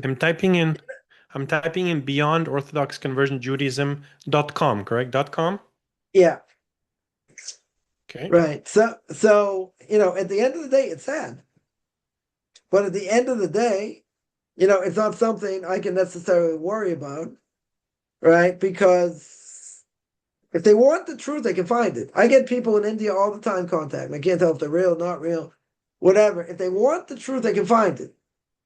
If they don't want, they can find it. They might not be able to convert, but they can find the truth. They for sure can find. They can sure find the truth. At the end of the day, can I pray for them to repent? Yeah. Right. But think about it. People get caught up and they say, "Well, my family's going to get wiped off the face of the map." They believe in JC. Okay, so try and convince them. Try and show them information. They may not want to listen to it. Okay. You can try and do outreach with them. Doesn't mean you'll be successful. But I will tell you, at some point, if I know banging my head against the wall till it bleeds is bad, I'm not going to do it. You know why I'm not going to do it? Because it's bad. Right? If they don't want to listen, what can I do? Why should I feel guilty? They have an opportunity. They could ask the question. They don't want to. Okay. They think you're a fanatic. Okay. They think you're whatever. Okay. But even if they think all these different things, what can you do? Practically speaking. Right. Propaganda never goes to waste. You can send them things, whatever. Eventually they'll tell you, stop sending me these things. Propaganda. Okay. Right? You can pray for them. Right? But again, keep in mind, do I have to feel bad if someone is going against a universal law that everyone should know? Yeah, go ahead. Yeah. So what I found was that the YouTube channel is Beyond Orthodox Conversion 427. That's the handle. It seems to have 1.6 thousand followers. And then the website, the actual website, if I'm not mistaken, is Beyond Orthodox orthodoxconversion.com. Right. Orthodox Conversion, sorry. Orthodoxconversion.com, right. Yeah, right. okay, It's I'm following you now. Yeah. It's also a Facebook page, Beyond Orthodox Conversion Judaism. That's where I post all my classes and perfect. et cetera. It's all there. Right. Most of the classes are there. The paid classes I don't put up there. And Duties of the Hearts and my spiritual coaching or my conversion classes, but everything else is up there. There's a lot, whatever. There's a lot there. A lot on YouTube. There are a lot of playlists there. Also, Pirkei Avos, Ethics of Our Fathers, Q&As, Book of Leviticus. Controversial issues. There's a lot there. There's a lot, definitely a lot there. To see. Okay. Well, I'm definitely going to be consuming a lot of that. We connected on a Torah Facebook page, and I'm just so pleasantly surprised with how good of a connection we've had, and we have, and I'd like to have you come on a second time when the time is right. Yeah. Okay. And are we sort of doing a good enough job, would you say, if we kind of start bringing the plane for a landing here pretty soon? Yeah. Yeah. It's been quite a long time. It's time for me to go to bed. So, I would yeah. like maybe some parting kind of final message, and then just welcome to Promised Land, Okay, one final message I'll say is that people think, it's so hard, and it is hard, right? To come back to Judaism, to learn about Judaism. So I can tell you, I started pretty much from the bottom. The only difference was that I grew up Jewish, and I knew how to read Hebrew. But you know what they say, anyone ever saw the movie, the Frisco Kid, the Indian chief says, I read their holy Torah.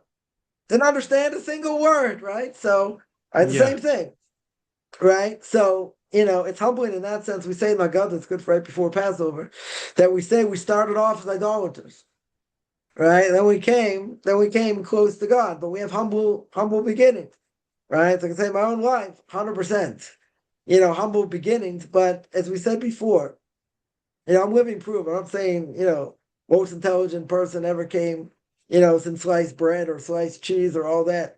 Right. At the end of the day, it's a lot of hard work. It's a lot of sweat and tears. That's what it is.